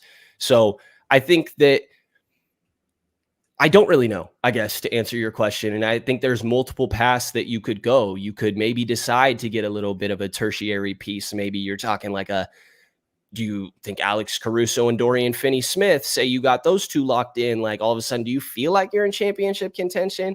I don't know. I don't think so. But maybe if Keegan keeps growing and if you have that belief that Keegan can be close to this Chris Middleton that we're kind of talking about. So I think that they have a couple different options. And honestly, right now with the growth of Keegan, it's made me pretty unsure on what I feel like would be the ideal move or where they may be leaning. For outstanding Kings coverage, I shouldn't have to tell you this, but SackdownSports.com. Brendan Nunez, our Sackdown Sports Kings insider. Thanks, Brendan. Appreciate it. We'll talk to you tomorrow. See you tomorrow. Sounds good. Thanks, guys. All right. Take it easy. Brendan Nunez. Pardon me. Yeah, it's interesting. He had the same reaction you and I did, Kyle. Yeah. About the report that the Kings are feeling okay about their defense. Really? And they give up, $130 to Washington last night. So. I don't know. What do you think? It was last night. That's just, to me, last night was just a glorified pickup game almost. Oh, yeah. So it developed into that. And so I'm not going to, even though the defensive numbers slid down, I'm not going to read too much into what took place last night defensively. The Kings didn't get off to a great start. And then, second half, they pretty much had the game in hand. Yeah. But it's very interesting. I did not realize that Coach Brown had pointed that out, that, hey, Keon Ellis earned his minutes by playing well at the end of the blowout. So some of these guys had an opportunity last night that they did not make the most They of. didn't take advantage of. Yeah. And I said it during the broadcast with Katie. I pointed that out. It was Keon Ellis in Houston that earned him some minutes. So I thought those last 3, 4, 5 minutes were important for a guy like Davion or a Chris Duarte or somebody like that to maybe earn back some minutes, and it didn't happen last Don't you think if you're a real fan, and not everybody is, and that's fine, not everybody should be, but if you really are a fan of every player, a blowout at the end, it's like, oh, cool, I get to see these guys that never play. Yeah, And exactly. sometimes See that's what they really- can do, yeah. right? They get a chance. Yeah, no doubt about it. You're right. All right. Well, we'll take a quick timeout when we come back. Ja returns tonight. What that means for the Grizzlies, the West, and the Kings. Drive Guys rolling on Sacktown Sports. The 49ers have secured their playoff berth, and now they chase the NFC's top seed. Purdy out of the shotgun, looks left, throws end zone. Caught! George Kittle in the back of the end zone. Touchdown! San Francisco! Check out all the 49ers games with Greg Papa and Tim Ryan. On your home for the playoff-bound 49ers. Sacktown Sports and SacktownSports.com. This holiday season, visit Boot Barn for top quality gifts that pay tribute to the lasting heritage of the West. From handcrafted cowboy boots and American-made felt hats to hand-stitched leather jackets, our in-store experts will help guide you as you shop, assisting with boot fitting and providing complimentary hat shaping. This holiday, share a piece of the American spirit. Boot Barn. Unwrap the West. Hey, it's Carmichael Day for my good friends at Fire Wings with some bullet points for you to remember so you can be a professional fire wing eater. Like Wings Day Wednesday, 88-cent wings each and every Wednesday. 3 flavor lineup includes 7 classic wing flavors, 7 dry rub wing flavors, 7 fusion wing flavors. It's the perfect fast casual eating establishment for the entire family. Go to firewings.com or download the app, find a location near you, order online, earn rewards. Fire Wings, just wing it. The possibility of lung cancer can be pretty scary, especially if you're one of approximately 8 million current or former smokers at high risk. That's why SaveByTheScan.org wants you to know that now there's a breakthrough low-dose CT scan that can detect lung cancer early, and it only takes 60 seconds. You stop smoking, now start screening. For an easy quiz to see if you're eligible, visit SaveByTheScan.org. It could save your life. SaveByTheScan.org is brought to you by the American Lung Association's Lung Force Initiative and the Ad Council. A holiday message from Jackson Hewitt. 'Twas the yikes before Christmas when all through the house not a creature was stirring, except Larry. See, the stockings weren't hung by the chimney with care, 'cause Larry's wallet was empty with no time to spare. So he went to Jackson Hewitt for a holiday loan, got money so fast he rejoiced and went home. Avoid the yikes before Christmas. Go to Jackson Hewitt before it's too late. Get up to $1,000 fast, minus the wait. Early refund advance offered to eligible clients. Application required. Finance charge applies. Loans by Republic Bank. Details at jacksonhewitt.com. Who has the largest selection of golf merchandise in Northern California? The Hagen Oaks Golf Super Shop. It's the go-to store for golf bags, apparel, equipment, lessons, club fittings, novelty items, and more. With their low price guarantee, complimentary gift boxes, and gift cards for your golfer, it's the Hagen Oaks Golf Super Shop. Add convenient online shopping and effortless after-Christmas return policy, and you'll see why the Hagen Oaks Golf Super Shop is the #1 choice for golfers everywhere. Fulton Avenue at the Cap City Freeway or online at hagenoaks.com.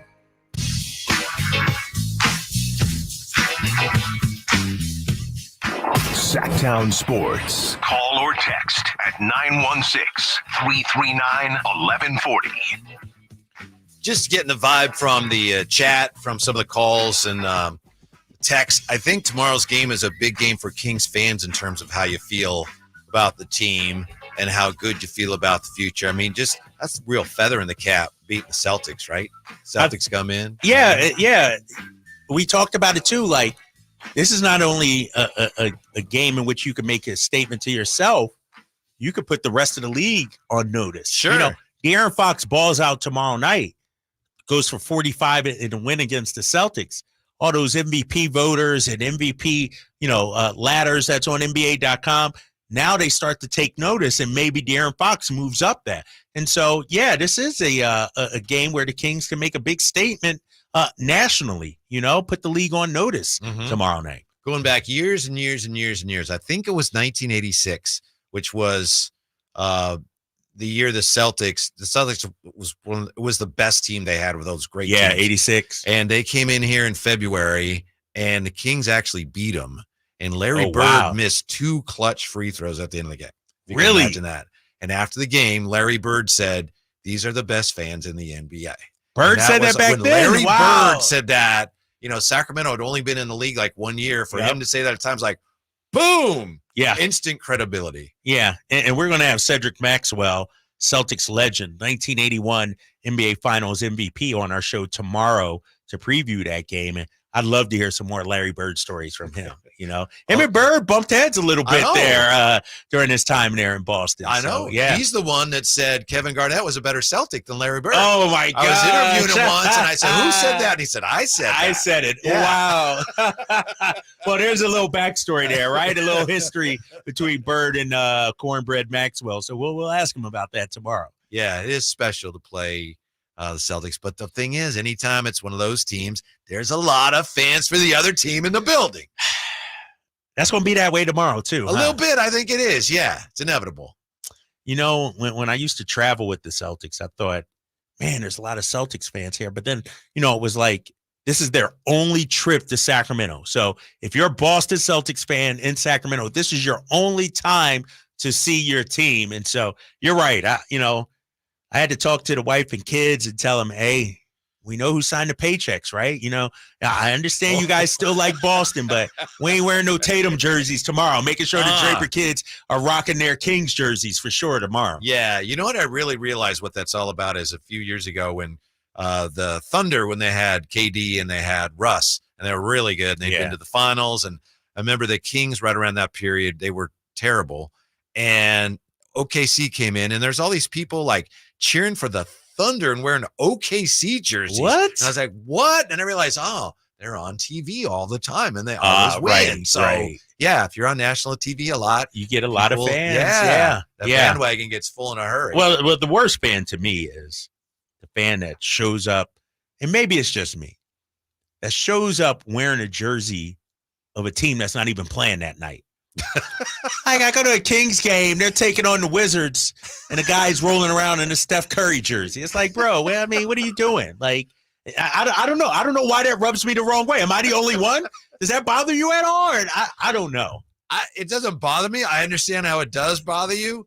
I saw a guy last night, and I don't know. I don't know if this bothered me. I thought it's curious. He's wearing a Costa Koufos jersey. No way. Yeah, and I thought, for what team? Well, a King. Like a King? Okay. Yeah. Might be a long lost relative or something. Yeah. They actually made those? No, that's the ones you had to get. I don't know custom-made. what's more curious, buying it at the time when it was new or wearing Or it now. wearing it But on the now, other hand, it's right? like, well, that's obviously a real fan. So. Well, out of all the jerseys you could wear, right? Yeah. You could Brad Miller, C. Webb. Like, there's so many other big men, Cousins. Right. It's something about it. It struck me as a little, at the same time, I was like, hey, bless you, but right. I'm not sure I That's get a it. true but fan right yeah, there. That's exactly. a true fan, man. They're Exactly. probably listening right now. Probably. Yeah. On his transistor radio at home. Is that what's happening there? Bless you, Costa Koufos' biggest fan. Yeah. Tonight, big night of the NBA. Ja's due to come back from his suspension. What do you think this means for the West and for the Kings? Do they care, or are the Grizzlies just so far out of it that that's not even a thought right now? No, I think the Grizzlies are out of it, but I will say that they could play spoiler or be one of those teams to watch out for. They're not going to make a run for a top 4 or anything like that, but they could still make the play-in situation. And if I'm correct, the Kings have to face them 3 times. So Sacramento hasn't played Memphis when the Grizzlies have been down. Like, these first 25 games for them have been abysmal. Like, I got to imagine with Ja back, they're going to be better, more competitive. Yeah, pardon me. I didn't mean to interrupt you, but they've been arguing with each other. Yeah. The coach has been going nuts about the officiating, and they got people hurt. It's been a mess. It has been a mess. And, Ja hasn't been the only player that they're missing. They've dealt with some serious injuries to some big names on that team. We mentioned Marcus Smart, Steven Adams, before the season, once again getting hurt. And so you see, you hit a dagger 3 to beat him this weekend. My guy, Dylan Brooks. That had to hurt. Did you not like that? I love that. I love that. Dylan the villain how I went felt back. about it. I know. But Dylan the villain went back. And did you see him and Desmond Bain getting into it? Huh. Yeah, they got into it, and Desmond Bain got a technical because he was all up in his face chirping, and then Dylan the villain hits the three. I thought that was amazing. I'm a Dylan Brooks guy. But no, back to the Grizzlies, like, they could play spoiler with some. They're not going to be an easy win. Like, these first 25 games, they were an easy win. Now, if I'm correct, the Kings play them 3 times, I think, still. And so we got to strap up. I think the first one is New Year's Eve, and so that's going to be a tough one. I think there's a lot on the line for the NBA in terms of credibility with the Ja situation and with Draymond. And I don't mean to compare them, except that the league is making a very bold stand on both these, and they better end up looking like they know what they're doing. Yeah, it'll be interesting. I think they got the Ja situation correct. You know, I'm not so sure about the Draymond situation. I got to see how it all plays out, how long the suspension is for, how many games he's going to miss, you know. But the thing about it is the league will not be proven that they got it right or wrong until Ja has a clean bill of health, you know. Oh, yeah, we're not going to know like we won't next know, week. Right, Oh, we won't know. They did it. Exactly. Yeah, no question. We really won't know. Now, if Ja goes back out 2 weeks from now, 3 weeks, does the same thing, it's like, darn, 25 wasn't enough. And so I think it's up to the players, man. You know, and for Ja, the proof is going to be in the pudding. You know, he can't let anything like this happen again. You know, first of all, he made Adam Silver look dumb. You know, like anytime you make the commissioner look that bad, he vouches for you. You go through that. I think somebody called it drive-through therapy, you know, 3-day thing or whatever. Come on. And so I think Ja has to keep his nose clean. Same thing with Draymond. You would have thought Draymond would have already learned the lesson, and he still hasn't. So maybe this is the tip of the iceberg where things finally change for him. And we can say the same thing for Ja Morant, too. Really interesting. You happen to be out sick, but Henry Turner was in one night last week because we were getting ready to do the game night cross note of that. And he was talking about Ja. And he says, based on his experience, he says, Ja just has not had the people looking out for him that he needs. And Henry was talking about how he had that. And, you know, he says that's one of the keys. Ja has to either realize he needs to get other people around him, or the people around him have to take better care of him, do a better job of supporting him. Yeah, the company you keep is so important. You know, I look at a guy like LeBron James, you know, the way he brought up the people around him and his close-knit friends, you know, and then you look at Ja, you know, for some reason wanting to still portray that life or live that life. And to Henry's point, the company you keep tells a lot about you, I think. And so we'll see what happens, man. We'll see if Ja, I'm rooting for him. Yeah, exactly. He's a hell of a ball player, man. He was, you know, one of the faces of the league. Like, you know, even my son loves Ja, got the jersey, wants some shoes. Like, you know, he was, you know, a role model to a lot of young kids. Maybe I just want to because he didn't really do anything. Right. You know, That's he did true. things like, oh, he shouldn't have done that. But he didn't really commit any crime or anything. Yeah. No, you're right. And hopefully now he lets his play do all the talking, all that off the court stuff. Hopefully we won't see that anymore. Coming up, Kyle, I don't think you're going to care for this. All right. But, you know, I'm just telling you as your friend, because coming up, Dante Whitner had some interesting things to say about Brock Purdy. He says, forget Montana. It's time to start comparing Brock Purdy to somebody else. Really? Okay. Yeah. All right. Jimmy Garoppolo? No, one of Jimmy's old teammates in New England. Oh, okay, that guy. Okay. We'll get to that when we come back here to Drive Guys on Sacktown Sports. Will Kyle Shanahan and the 49ers brass go all the way this season? Could the Niners win their first Super Bowl since 1995? Join us throughout the season to hear all the games and all the analysis on Sacktown Sports at sacktownsports.com. Every 40 seconds, a child is reported missing. That's 2,000 children every single day. It's a heart-wrenching reality that we can no longer ignore.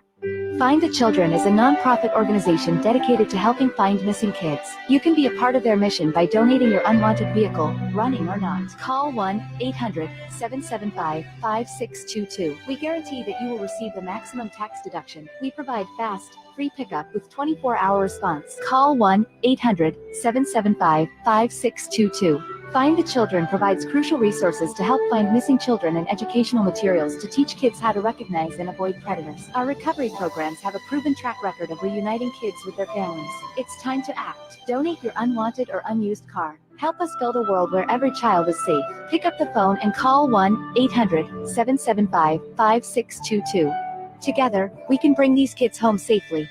This advertisement was paid for by Cars R Us and Find the Children. Winter is coming. I know you know that, but are you prepared to keep your family warm all season long? At American Energy Heating and Air, their goal is to exceed your expectations of the heating and air industry by valuing the customer experience and making your home comfort system as efficient as possible for the most value.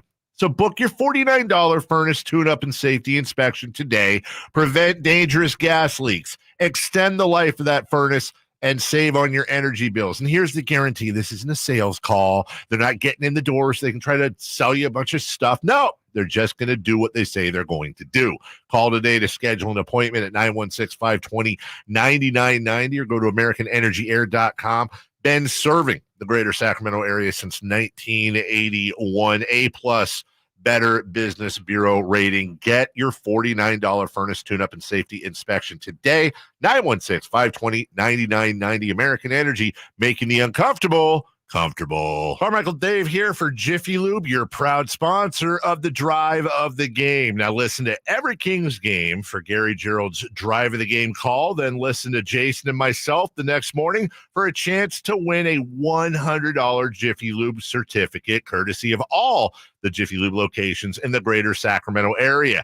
Get your vehicle ready for the holiday driving season at Jiffy Lube today. Oil changes, wiper blades, tire rotations, and more. For more information, go to jiffylube.com. It's Credit Christmas at Prestigio Jewelers. Get the gifts you want this year. Prestigio guarantees your credit up to $10,000. It's easy. Have a valid ID, proof of income, and be 18 or older. Prestigio has competitive pricing on all jewelry such as gold chains, wedding sets, diamond earrings, and designer brands like Cartier, Gucci, Bulova, and Citizen. Rebuild your credit, even with a repo or a bankruptcy, at Prestigio Jewelers. This Christmas, come for the credit and be amazed by the selection at Prestigio Jewelers. Online at prestigiojewelers.com. Folsom Lake Ford has trucks. The F-150s are here. Explorers, Expeditions, and a huge selection of Broncos and Bronco Sports. They're in stock now at Folsom Lake Ford. Shop Folsom Lake Ford, your truck headquarters, right here in Sacramento for your favorite Ford models at good, fair prices. Short on cash? Buy any new Ford with zero down. Save big with low interest finance rates. Plus, Folsom Lake Ford is paying top dollar for all trades. We want your vehicle regardless of mileage or condition. This could be the best time to buy a new Ford. Check out the huge inventory online at FolsomLakeFord.com or stop by the dealership and see the most recent arrivals. Looking for something special? Give them a call and tell them Doug Christie sent you.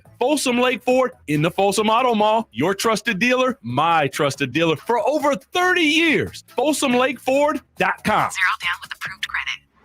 From the Power Business Technology Toshiba Studios, KHTK-AM Sacramento, KYMX HD2 Sacramento, the only station in Sacramento giving you local sports coverage from 6 a.m. to 6 p.m. Monday through Friday. Sacktown Sports. Live and local, it's the Drive Guys. Watch the show on youtube.com/Sacktown Sports 1140. Or listen on the Sacktown Sports app. Look, Kyle's from Philadelphia. We get that. We understand that it's not pleasant for him when his team loses, but we also know that for the 49ers, a tremendous night last night with the Eagles falling late to the Seahawks. I mean, what you said it yourself, Kyle, the Eagles fumbling an opportunity, but a huge, huge win, if you will, for the 49ers. Now, you know, they got a little wiggle room there, and they, you know, this game against Baltimore, you'd love to win, you want to win, but you don't have that same need to win this week. That you it was, you know, the best week for the Niners all season long, you know, because sure, you beat Dallas earlier, you beat Eagles earlier, and those are great wins, but to win and then to have both of them lose, essentially you have a 2-game lead over both of them. I mean, with 3 games left to go, the road is paved to the Super Bowl for the Niners. Yeah. especially when, as we all know, their biggest issue potentially is injury. So you get that extra week off. It's potentially huge for that. This might be the biggest collapse in NFL history if they don't make it to the Super Bowl. Like, they're clearly the better team, right? They're the best team in football, right? If for everybody's sure, healthy, the NFC. Yeah. Like, it's not even close, in my opinion. Like, they're balanced on both ends. They got star players. They got playmakers. They got an MVP quarterback. I mean, it is setting up perfectly for the Niners. This would be a monumental collapse if they don't get it done. And we knew that before the season started. There was talk in camp. Reporters kept asking the team, is this kind of a, you got to do it this year? And the team was, well, we don't think of it that way. But clearly, the window, you talk about the window being open. The window this year's like, this is it. This is your year. All signs indicate. No reason why you shouldn't be in Vegas for the Super Bowl. Mm-hmm. I mean, Dallas can't win away from home. The Eagles, I don't know what's happening, but they're not good right now. Like, who's your threat? Like, which team in the NFC really scares you? I don't think anybody. I don't think anybody in the NFC scares San Francisco right now. They went on the road and they beat Philadelphia. They exercised those demons. Dallas, we know what Dallas is. They're a good regular season team. But when it comes time to actually win, they're not going to be there. And so the road is clearly paid for them. Mm-hmm. Like, this would be a monument. This would be a collapse of epic proportions if they don't make it to the Super Bowl. Especially when you have a quarterback now who is being compared not just to Joe Montana, but a quarterback who's being compared by a former 49er to Tom Brady. What's the matter? Dude, what are we doing, man? This guy works for NBC Sports. Take that smoke, man. You said you're for all the smoke. Train smoke, baby. I'm going to keep it real. I don't know Dante. I've seen him in the office before. I texted him, tried to get him to come on the show. I'll get him on there if you need him to. He didn't return my text, Jay. Because you're Eagle. He'll return the Niner. The worst. He's being a homer analyst. He's not being objective. Well, let's hear what he has to say first. Oh, we got this, Al? All right, let's hear it. I'll read it. You'll read it? Okay. And we'll get it. We'll get it. In this week's edition of Hittner's Hot Take, Dante Whitner, and a guy who knows football, all-pro, a former all-pro, he says, I think the MVP award for Brock Purdy is in the bag. Why don't you, if you disagree at any point, I can stop you? Okay. Yeah. All right. You say, yeah. I think the MVP award for Brock Purdy is in the bag. And it's time to stop making comparisons to Joe Montana and just make comparisons to the greatest of all time, Tom Brady. No, see. That's what he said. Dante's embarrassing himself with that. Tom Brady did not earn his reputation during the regular season. Mm-hmm. Joe Montana did not earn his reputation in the regular season. And this is the problem I have with fans of Brock Purdy and those who want to put him on the Mount Rushmore of quarterbacks. I understand, but we are comparing him to the top two quarterbacks to ever play the game. This isn't a fan. No, yes, it is. He's being a fanboy. He's being a homer with that take. Yeah. Dante Whitner's being a homer with that take right there. Just throw it in the bag, Drake. What you know about that, Jay? Throw it in the bag. He is being a homer. Come on, Let's man. hear what he has to say. Go Let's ahead, keep let me an hear open it. mind. Keep an open mind. In All right. 2000, Tom Brady was the fourth string quarterback for the New England Patriots. And in 2001, after Drew Bledsoe went down with an injury, the rest was history. I think the same is going to happen for Mr. Brock Purdy. This is where the comparisons between Brady and Brock Purdy start. Brady, 6th-round pick, 199th pick overall, 0 expectations, similar to Brock Purdy, last pick 2022, Mr. Irrelevant, 0 expectations. It's an interesting case that he builds, isn't it, Kyle? Look at you. It's real. When you look at it, troll it's like, me right now. You trying to give me the fall for the bait. Come on, man. You're not going to get me with the banana in the tailpipe here. You're not going to pull the 52 fake out. Dante Whitner is a former 49er, right? Sure, among other teams, played for Cleveland. So yeah. He is not objective. He is. We got to grade whatever he says on a curve. So he's comparing him to Tom Brady. If we grade it on the curve, he's more like Brian Hoyer. if you know what I mean. Huh. I know that's a shot. That's a shot I'm taking. But no, Dante, this is ridiculous. Tom Brady early in his career had the uncanny ability to elevate all the playmakers around him. Brock Purdy hasn't elevated one single player around him. Come on. Dante disagrees with you. Brock Purdy is currently doing the same for his offensive teammates. Get Dante on the phone. Brandon Ayuk, he needs to atone for that. For his second consecutive 1,000-yard season. Deebo Samuel will have 1,000 yards collectively. You have Christian McCaffrey, and then George Kittle also becoming the first team to have 4 1,000-yard players since the '99 Rams. If we're really you know what? Don't do that, Whitey. Don't, because you're making this a Dante Whitner thing. What do you think about what Dante Whitner is saying? Well, I will get to that, but I just think this is a guy who's all pro. If Brock Purdy solidifies his place in history, captures the Lombardi, I think it's evident and obvious that we should no longer be making comparisons with Brock Purdy and Joe Montana. We should be making comparisons between Brock Purdy and the greatest of all time, the GOAT of all GOATs, Tom Brady. End quote. That's what Dante Whitner has to say.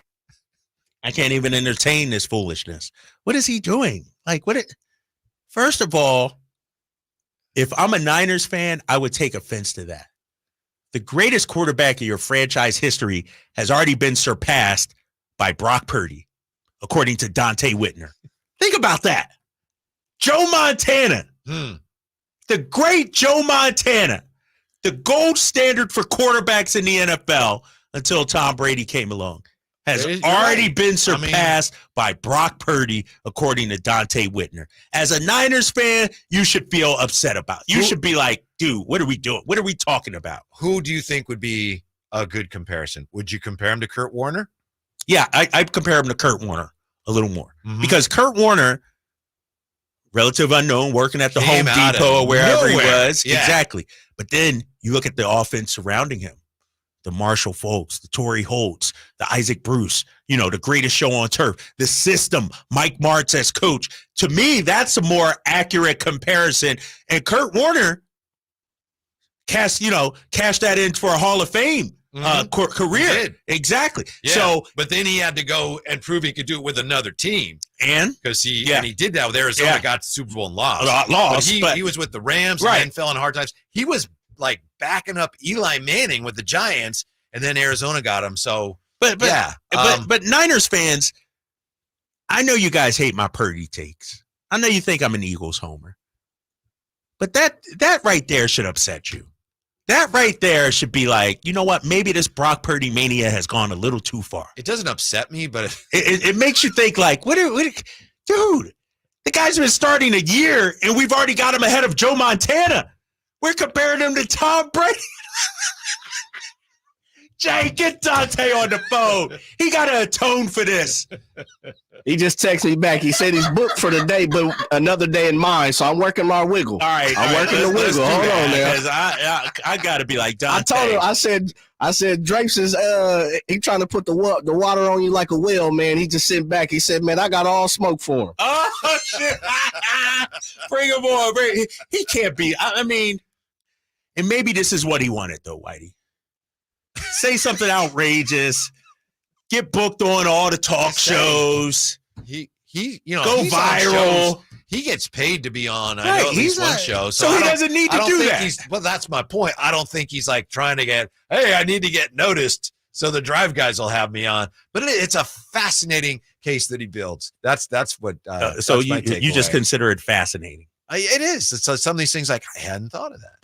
I would have never compared Brock Purdy to Tom Brady. But now the way Dante lays it out, and I look forward to discussing this further with him. Man. So you had a guy that played with Joe Montana on the air telling us that, Brock Purdy reminds me of Joe Montana. Yep. Now you got a former All-Pro saying, I'd compare him to Brady. So I guess I must be wrong. Is your thinking starting to change a little bit? Not at all. What do you think, though? Do you agree with Sapolo? Do you agree with Whitner? Like Brock Purdy is? I'm going to withhold judgment till we talk to Dante. I mean, if he's going to be nice enough to come on, man. I'm going to give him a chance to further make his case.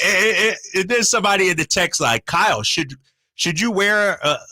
No, Kyle, do we need to grade everything on a curve with your Kings takes? You work for the team. You do the same thing, my man. Let Dante make his case. No, I call out guys. What Dante is doing versus what I do. Come on, man.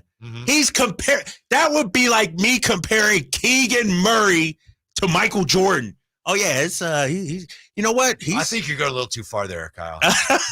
I mean, Keegan Murray, I tell you, man, this guy looks like LeBron James. Like, it's so far-fetched, so asinine. Like, Dante, I get it. He's your quarterback. He's your guy. It's your squad. You want him to do well. You do the pre- and post-game for the Niners. But come on, man. Come on. I will say that I got a tickle when I saw that today, and I knew that we would have a fun discussion, and I thought, I've been looking forward to this. Well, I'm still mad. Thank you, Jay, if we get Dante on. I'm still mad he didn't text me back. I texted him, and I'm still mad he didn't text me Mike didn't have the right number. Nah, I got trust me, I got the right number. No. He might have gave you that Philly Eagles number. I got it from the NBC higher-ups, baby. They might have gave you the wrong number. Yeah. They know where you coming from. They know the standpoint. Smoke. He trying to duck that smoke. That's what that is. Well, we got that to look forward to. New number. Who this? Yeah. Come on. Coming up here, speaking of quarterbacks. Texting me back pretty quick over here. I noticed that. It's like, boom. Yeah, Oh, 2-minute drill. Eagles fans roast Hurts chestnuts after his explanation for. Is that a headline or did you write that? I made that up. Oh, that's pretty good. That's pretty good. We got that coming up next year. And you never know when the Hitman is going to pop on with us, too. It's a Drive Guys on Sacktown Sports. It's the best team in the AFC versus the best team in the NFC on Christmas in San Francisco. Murray back. Murray time throws intercepted. Charvarius Ward running back the other way. He's gone. The 11-3 Baltimore Ravens bring their talent out west to face the 11-3 San Francisco 49ers. Game time at 5:15 Christmas night on your home for 49ers football. Sacktown Sports and the Sacktown Sports app. The holiday season is right around the corner, so give the gift that's hard to wrap but easy to give. Give them a Steel. With powerful trimmers, blowers, and chainsaws to place under the tree, the Steel Holiday Gift Guide has something for everyone. Save $30 on the GTA 26 battery-powered garden pruner. Visit your local Steel dealer or go to steelusa.com/gift guide. Real Steel. Find yours. Now $149.99 was $179.99 MSRP. Offer valid for a limited time only. Participating dealers while supplies last. And now a message from Puffs Plus Lotion Tissues. Ordinary tissues can leave you with a red nose, so choose Puffs Plus Lotion for all of your blows. Puffs have lotion to soothe sensitive skin, so you can wipe without wincing. It's a win-win. Puffs have cushiony thickness, which brings relief too, so the days of sore red noses are gone and through. When you're after soothing softness, a nose in need deserves Puffs indeed.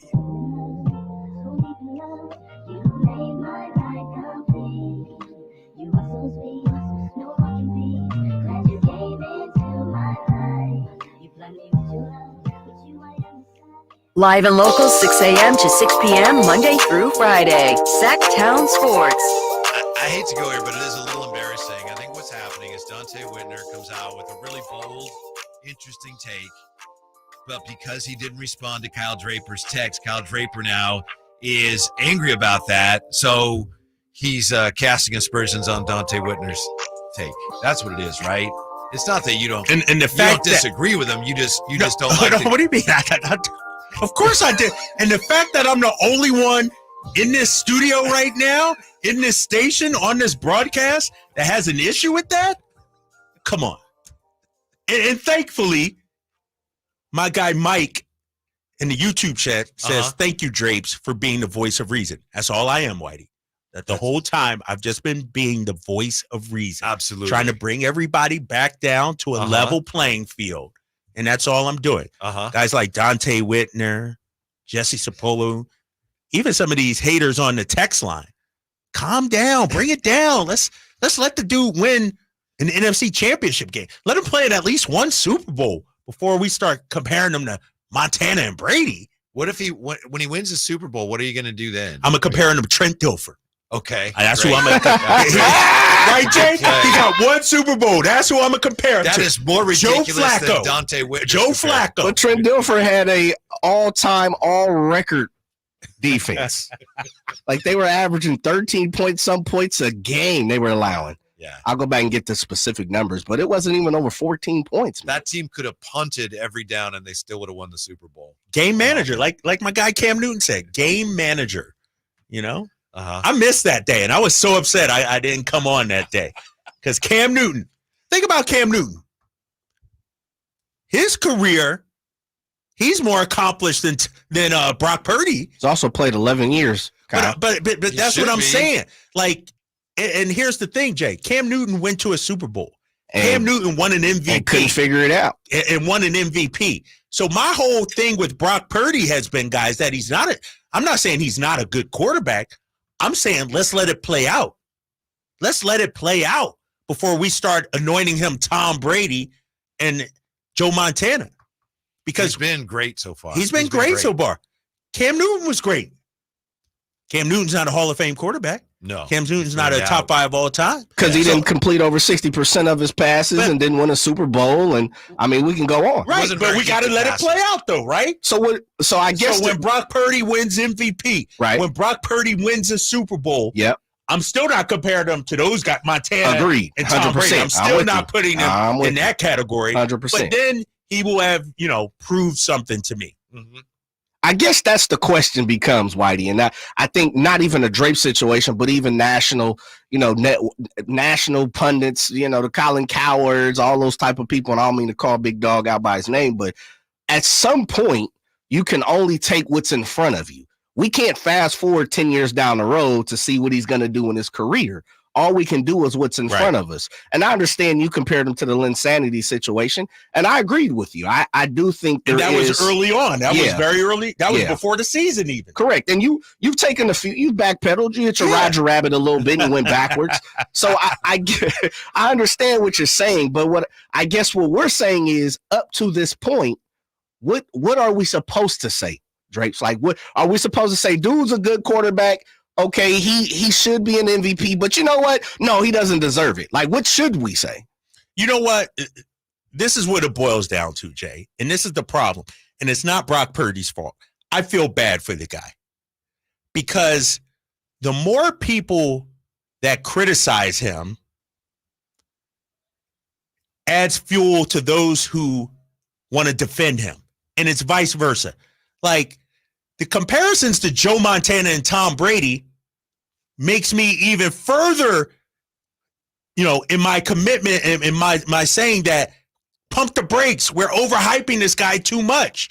And me saying that makes Niners fans cape for their guy even more.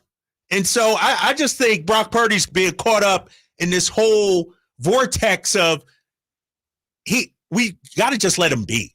Just let it play out. Sure. But as you say, Whitey, hold on. Sorry to cut you off. Nope. As you say, when it comes to the power rankings, we look at the standing. Yes. When it comes to elite quarterback play, at the end of the day, your resume is going to speak for itself. No matter what Kyle Draper says, Dante Whitner says, Colin Cowherd says, your resume is going to do the talking. And we need to just let Brock Purdy play it out. All I know is when I watch Brock Purdy play, he reminds me of Joe Montana. Now, you can say that's ridiculous. It's true. I can't help it. I'm not saying he's going to be better than Joe Montana. I don't know if he's going to be as good as Joe Montana. I don't know if he's going to accomplish close to what Joe Montana did. But when I watch him play, and some of it's just because of the team he plays for, the way he plays, the way he wins, that's what he reminds me of. Tom Brady. But Joe Montana was clutch, though. Joe Montana had more to his bag, more to his resume than what Brock has shown us yet. Not saying that Brock can't show us more throughout the season and get into the playoffs, but Joe Montana made his reputation in the playoffs. It wasn't week 6 against the Arizona Cardinals. Brock Purdy's done really well in the playoffs. 2 games. Already. 2 games. It's only his second year. Games. Oh, my God. It's only his second year. Let's let it play out, NFL. Big Dog. Let's let it play out. Where's Joe Montana? We need Joe Montana on the show because if I'm Joe Montana, I am offended by Brock being Purdy's compared to rookie Brock year was Purdy. better than Joe Montana's rookie year. Yes. So is he a better quarterback than Joe? Okay, then so is he better than Joe Montana? He has a chance to be. I don't know. We don't know, Drake, But because we haven't played out. It's We not haven't played ridiculous out. to compare him ridiculous. when he's better than Joe hate Montana Brock Purdy was. conversations, Look, man. I think I guess where Whitey, please correct me if I'm wrong. What you're saying is his start has been better than a lot of these guys that he's been compared to. Right. And the problem is we've seen these guys' career already play out, so we don't know. What you're saying, Drapes, and I get what you're saying, is like, listen, we can't compare this guy to somebody like a Montana or a Brady because we've seen the totality of the situation. But so I draw back to this is Joe Burrow, Pat Mahomes. There's a lot of guys who have been already considered blessed to be great within a year or two. Why is Brock Purdy not getting the same love as Joe Burrow? Why is he not getting the same love as Joe Justin Burrow Herbert? went to a Super Bowl. But not in his first year, though. Not in his first year, though. And if it wasn't for an injury, Brock Purdy could have gotten to that Super Bowl. And so you we could don't know, argue that without Joe Burrow, the Bengals would be trash. We've seen it. But their defense was top, though. We're seeing Their it this defense year. was top, though. Without Joe Burrow, this year, they're in a playoff. But they're not that. But Joe Burrow elevates them to a Super Bowl contender when healthy. And Brock Purdy the same, though. No way, man. Sam Darnold could come out there and throw dimes. Come on, we don't know.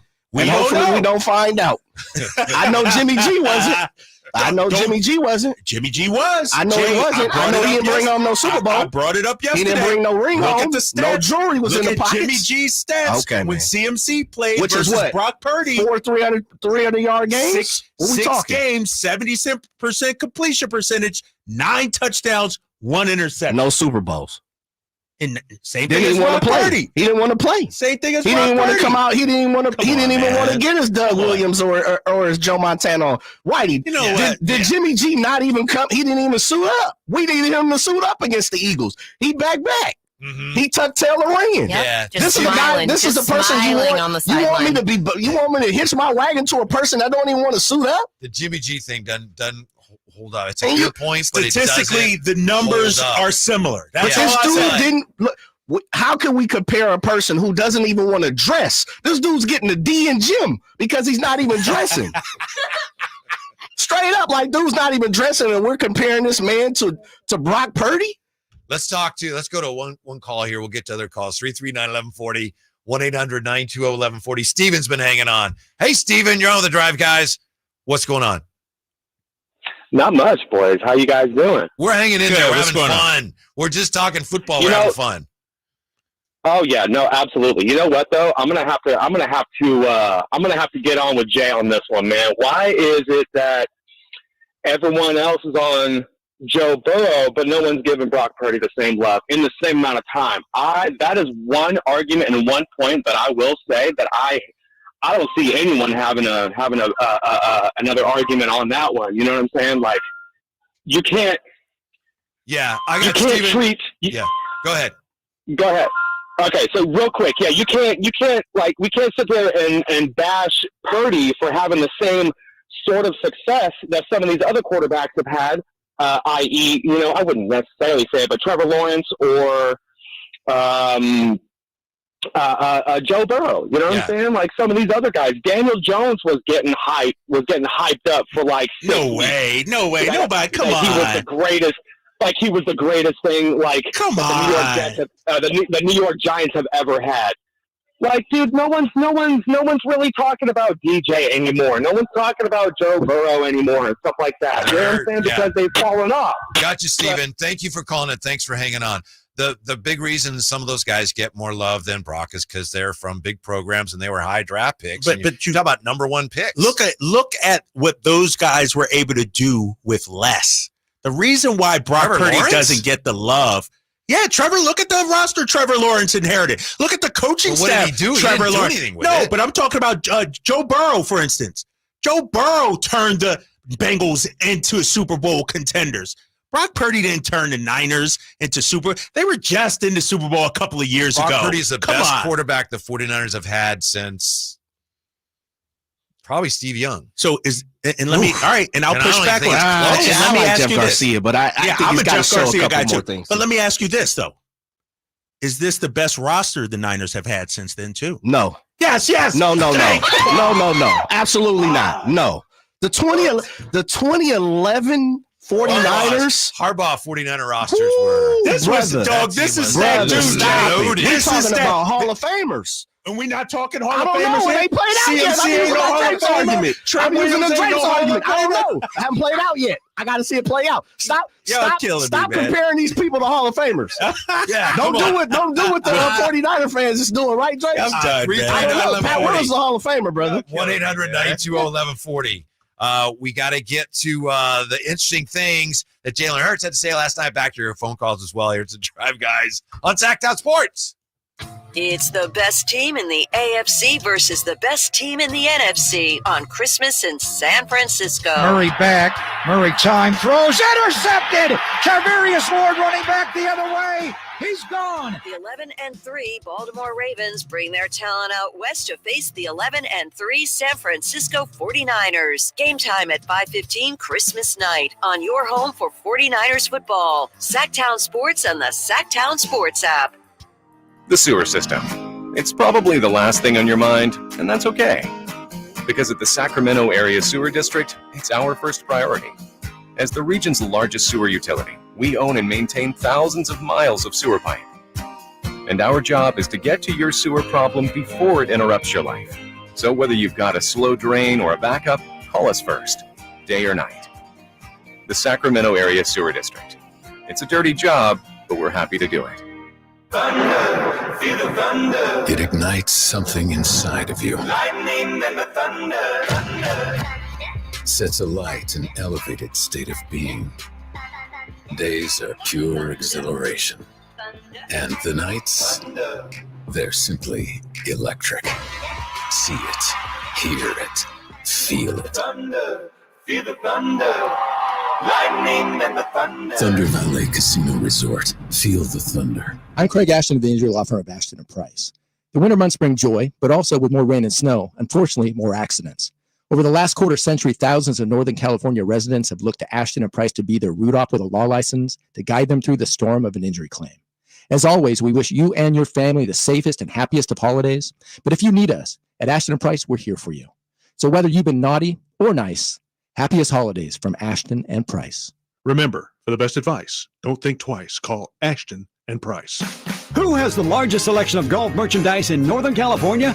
The Hagen Oaks Golf Super Shop. It's the go-to store for golf bags, apparel, equipment, lessons, club fittings, novelty items, and more. With their low price guarantee, complimentary gift boxes, and gift cards for your golfer, it's the Hagen Oaks Golf Super Shop.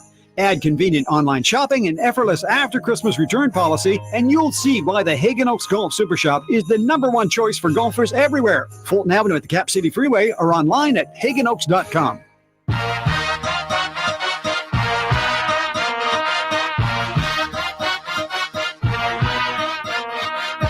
The Drive Guys, live and local. Every afternoon, Monday through Friday on Sacktown Sports. Oh, we're having a good time today. Thanks for being part of it. Talking about the Kings and the big win last night and the rest of the homestand. And then we're talking about the 49ers who benefited greatly from Philly's demise last night. Dante Whitner.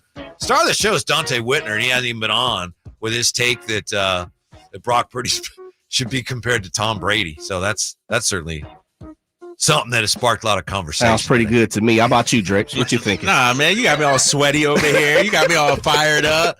Blood boiling, blood pressure's up. We got to take it easy on Drapes. He's I still know on he got antibiotics. still got that bird flu still in the system. Dude, got them antibiotics working right now, man. That's that amoxicillin? Amoxicillin, that's right. Your boy's on the amoxicillin. Let me just say this, though, in closing. Brock Purdy didn't deserve any of this back and forth slander and talk. Like, the dude just wants to play football. Nice guy by all accounts. Great teammate. He, for some reason, has turned into a lightning rod, and I blame Niners fans for that. You're the only one slandering him. No, but it's crazy how, you know, Brock Purdy can elicit that kind of reaction from both sides. Like, you know, those people for him and those people, you know, who want to slight his accomplishments so far. So he's got a lot left. I didn't even want to talk about Brock today, man. Yeah. I'm trying to go a full week with no Brock Purdy. I guess I can't do it on the Niners I stage. felt that you needed to hear what Dante Whitner had to say, and I knew you would appreciate that view. So that's why we made that part of the show today. You know what? Dante's my guy. He works at NBC Sports California. But we need a public shaming of him. That take. That might be one of the worst takes I've ever heard. Come on. Seriously. How does he sleep at night with that kind of take? That's one of those when you look at the mirror, the you conversation just start shaking started. your head. You just Look, start like, case in I don't point. believe I said that. Yeah, it's like, wow. I wasn't in my right mind. It gets you got me thinking. No, not at all. There's no reason to think about that. Come on. You know what? He might be on to something. No, trust me. Nobody's saying that. I see what he's saying. I was aiming too low comparing him to Joe. What about your quarterback? Last night, tough loss for the Eagles. And Jalen Hurts said some things after the game that a lot of Eagles fans were very upset with. Let's listen. We didn't execute. I don't think we were committed enough. Just got to turn it around. It's a challenge that we have to embrace. Just continue to see it through. He was asked, what do you mean not committed enough? And then he went on to say, I don't have a dictionary with me. What? Yeah. And I know he hadn't been feeling well last night. And he might be on amoxicillin too. He's not feeling great. But when you throw an interception that ends your team's chances, a lot of people say, wait, you shouldn't really be talking about lack of commitment from team when you're the quarterback. And it's another sign that it's all falling apart for the Eagles right now. Eagles are in trouble. Yeah, no doubt about it. We're reeling right now. Jalen Hurts hasn't played as well. His decision making can be questioned. Watching the end of that game and some of the throws, I think he has such high belief in his receivers that they'll make the play. So sometimes he makes questionable throws. Devontae Smith, AJ Brown, like he has such a high belief in those guys that one-on-one, one-on-two, let him make a play. You know what? I'm gonna let him make play. and it's come. It's backfired. It backfired last night. But as an Eagles fan, I'm more concerned about his words and if they ring true. One of the hardest things to do, and we talked about it earlier. I think you brought it up, or maybe Jay did. When you get to the Super Bowl and lose, it's hard to get back. Ideally, that should be motivation for the Eagles, but it's tough. Like getting to the NFC Championship and losing like the Niners did, that has fueled them. You know who brought that up was Allen. Oh, that was Allen. That was Allen earlier today. Yeah, and the crossover. That was Allen. Yeah, and so it's hard. And it's hard to get there once. Exactly. And then try to make it back. And that's why the all-time greats, the Tom Bradys, the Joe Montanas, we could throw Patrick Mahomes, the way that they stay motivated and fueled and, not everybody's built like that. And so when I hear Jalen Hurts say what he did, to me, that signals that some guys aren't as hungry as they were last year. Yeah, that's what's alarming. Yeah. And as I said, somebody asked him, what do you mean by commitment? And he said, quote, commitment, I don't have a dictionary on me. I don't know how else to say that. So it does sound like he's questioning how dedicated his teammates are to the cause right now. Yeah, and here whether we he's right are. or wrong, when your quarterback's talking about that at this point of the season, that's not good. And you hit it in the nail on the head. 3 games left to go, and we're having this issue. Like, if I'm Nick Sirianni, you got to get a hold of that locker room. Something. And if guys don't seem committed, sit their butt on the bench because you are wasting an opportunity here. You mentioned it, Whitey. It's not easy to get to the Super Bowl or win a Super Bowl. Ask Donovan McNabb about that. You go once, and you think, all right, I might get back there next year. And then you never go back again. And so it's as a Philly fan, man, we got to look in the mirror. We got to figure this out. There's still time left. I mentioned it in the crossover. You got 3 games left to go, two against the Giants, 1 against the Commanders. You get 3 wins, and then you get some momentum, and then you're starting to feel good about yourself. Let's not forget, the Niners lost 3 in a row. We started questioning some things. Sure, the health, the injuries played a factor. But then they came out of that, had the bye week, and then they've been rolling ever since. There's no reason to think the Eagles can't do something similar, but they got to get it done. It has to start now. The Eagles have scored, let's see, first 11 games of the year, they averaged 28 points a game. And in 3 straight games now, they've scored fewer than 20. Right. Yeah. So we're talking about the defense. Where's the offense been, Jalen? Right. Hurts? And his Jalen Hurts turnover total now is 17, 5 fumbles, 12 interceptions. And I think the difference is between what the 49ers went through and what the Eagles are going through is with the 49ers, clearly you could see a cause. It's like, well, no Trent Williams, no Debo, and I think Greenlaw was out too, right? So, hey, when they get those guys back, they should be better. Well, they were. With the Eagles, it's harder to see, well, what needs to happen for them to get better? What is it? It's harder to identify. Right. And, the Eagles, we could talk about the secondary all we want, but the offense should still be better. Is it the new offensive coordinator this season?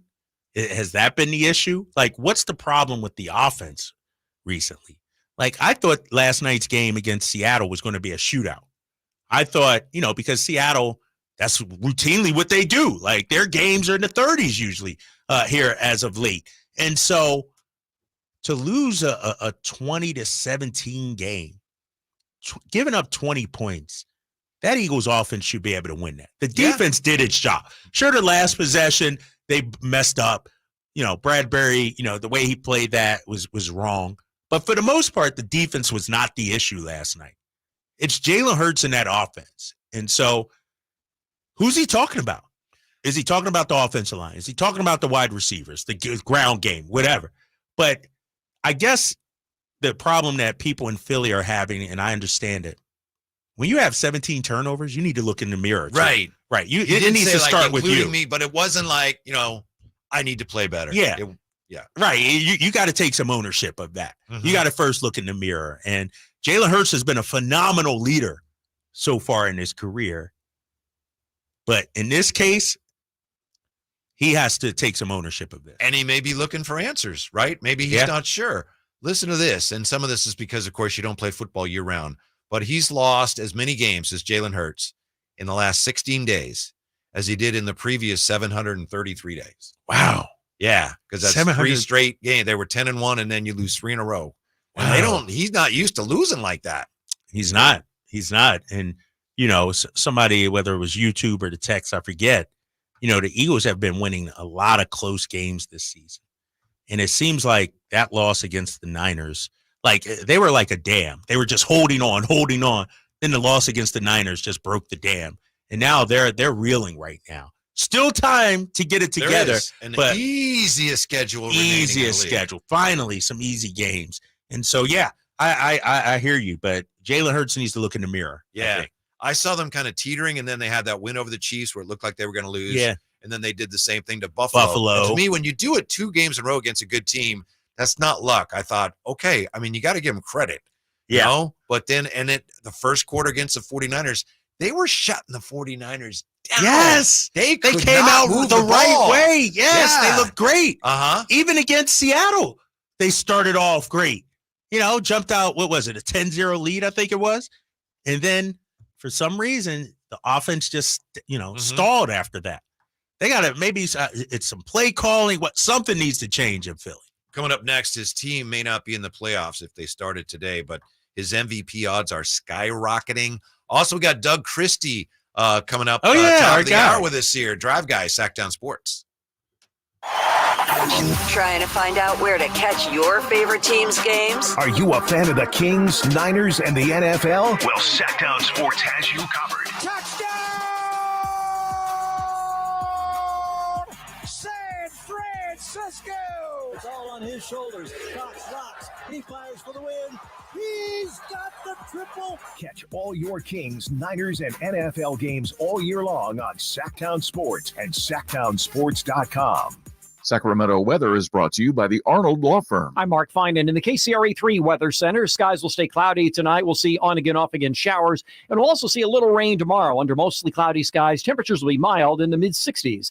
Get the latest forecast on the KCRA3 News and the KCRA3 app. The Arnold Law Firm has seen how a collision can turn anyone's life upside down in a heartbeat. So remember to be a little more alert on the road and stay safe.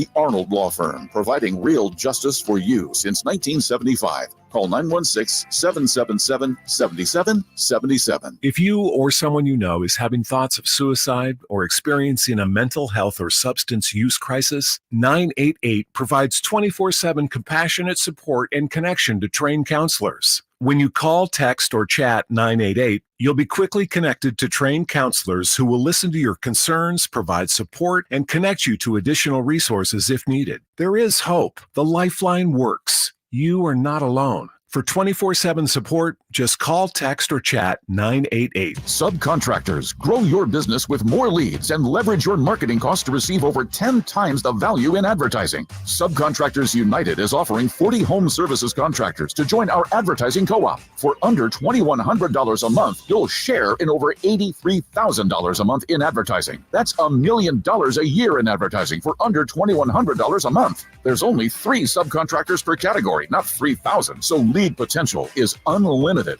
Google Subcontractors United for more information. Folsom Lake Ford has trucks. The F-150s are here. Explorers, Expeditions, and a huge selection of Broncos and Bronco Sports. They're in stock now at Folsom Lake Ford. Shop Folsom Lake Ford, your truck headquarters, right here in Sacramento for your favorite Ford models at good, fair prices. Short on cash? Buy any new Ford with 0 down. Save big with low interest finance rates. Plus, Folsom Lake Ford is paying top dollar for all trades. We want your vehicle regardless of mileage or condition. This could be the best time to buy a new Ford. Check out the huge inventory online at FolsomLakeFord.com or stop by the dealership and see the most recent arrivals. Looking for something special? Give them a call and tell them Doug Christie sent you. Folsom Lake Ford in the Folsom Auto Mall, your trusted dealer, my trusted dealer for over 30 years. FolsomLakeFord.com. 0 down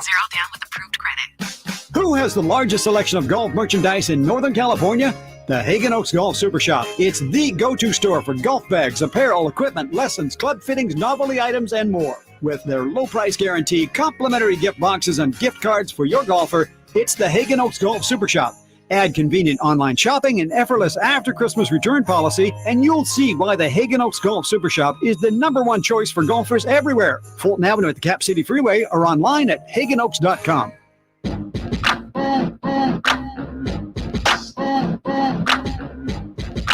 Sacramento's official home for the San Francisco 49ers. Sacktown Sports. Going to take a look at NFL MVP odds where Brock Purdy, Christian McCaffrey are sitting right now. Doug Christie coming up top of the hour. By the way, right now I want to give you a shot here at Special Prize VR Farms and Jiffy Lube teaming up with Sacktown Sports for the holiday season to get you hooked up with a $100 gift certificate. Pardon me. Getting excited this time of year. $100 gift certificate towards your perfect Christmas tree and a $100 gift certificate to winterize your vehicle at participating Jiffy Lube locations. Hit up the Folsom Lake Honda hotline right now. Be lucky caller number. What do you got, Kyle? Caller number 6. Caller 6 to win those $100 gift certificates. 339-1140. 1-800-920-1140. Thanks to Jiffy Lube. Thanks to VR Farms. Thank you for listening. NFL MVP odds. Looks like Brock Purdy is no longer, he is leading now. I was going to say he has overtaken Dak Prescott. So we have Brock Purdy minus 225 to win the MVP award. Lamar Jackson plus 600. Christian McCaffrey plus 700. Dak Prescott, Remember a week ago, he was leading. He had the best odds. Right now at plus 900. Josh Allen at plus 1,000. Ooh. Josh Allen climbing up the charts, even though his team, if the playoffs started today, would not be in them. Well, would not be in, but he's been playing better as of late, and they're charging right now. That was a big win over Dallas the other night. Mm-hmm. So hold on. Brock is what? Plus? He's minus 225, so he's the favorite. And who's the second choice? Lamar Jackson plus 600. That's a big difference. Yeah. Like Brock is an overwhelming favorite. Mm-hmm. And he should be. Yeah. The hate and slander ain't going to come with me. The numbers dictate Brock should be the MVP. It's a quarterback award. I get it. This is all, by the way, via BetMGM. It looks like it's trending that way, but I'll tell you what, as far as 49er fans are concerned, and I'm not speaking for me, I'm talking for 49er fans, what I know of them, the MVP means nothing if they don't win a Super Bowl. Right, Seriously. exactly. I mean, almost nothing. No, this is about the Super Bowl for Niners fans. It's been almost 3 decades. This is, will we say, arguably their best chance? Yeah. I don't know. Niners fans, is this your best chance? Like everything, even in the AFC, you got the Bills. I mean, not the Bills, the Ravens, excuse me. But outside of that, every team has some flaws. The Chiefs look very beatable right now. Mm-hmm. And so it's the yellow brick road laid out for the Niners to win the Super Bowl. Yeah, it's a good point. It looks like so many teams right now are struggling to stay where they were, and you are actually getting better. So it seems to be the, perfect storm, so to speak. You don't win it this year. I don't know. Right. Why they don't do that to us? Come on, guys. Don't do that. It suggests they're going to, right? They're gonna. How can they not? Yeah, but I mean, I'm with you, because I speak it into existence, but Right. I felt that way over the last 10 years and it hasn't happened. So don't do that to us. So you're nervous, Jay. No, nobody's nervous. I'm realistic. If you would have asked me that in 11, I would have said the same thing. You would have asked me that, Kaepernick. I mean, I would have said that when they played the Chiefs, they were up 10 points, third quarter. Fourth quarter, wasn't it? Well, third quarter before they gave up the bomb to Tyreek Hill. Okay. When Tyreek Hill caught the bomb, Richard Sherman and, Tart and Jimmy let him get past him. I was like, oh, they're in trouble. They're in trouble. They were backpedaling. And then, of course, Kyle Draper's favorite quarterback besides Jalen Hurts, Jimmy G, couldn't hit the pass. Emmanuel Sanders, right? Yes. He had Number alligator 6. arm. You got to make that play. Dive, baby. Dive, lay out. I'm just saying realistically, because you guys have already painted the picture very well, winning a Super Bowl is very difficult. And even if they don't, I still think they haven't. Like, I believe with Brock Purdy coming, now they have a window. The window has been extended. If you would have said with Jimmy G, different. I think now with Brock being who he is, I think the window has at least been extended a little bit. I know a 49er fan or two about whom I could honestly say they have not recovered from 2019. Have you? Yeah. I mean, it is what it is, man. You lost, you got to move on. But I understand why. Because that year felt, because they hadn't been so good for so long, that year felt like, all right, this is our, look at this. This is going to happen, huh? Yeah. And they were right there. Yeah. I mean, they right there.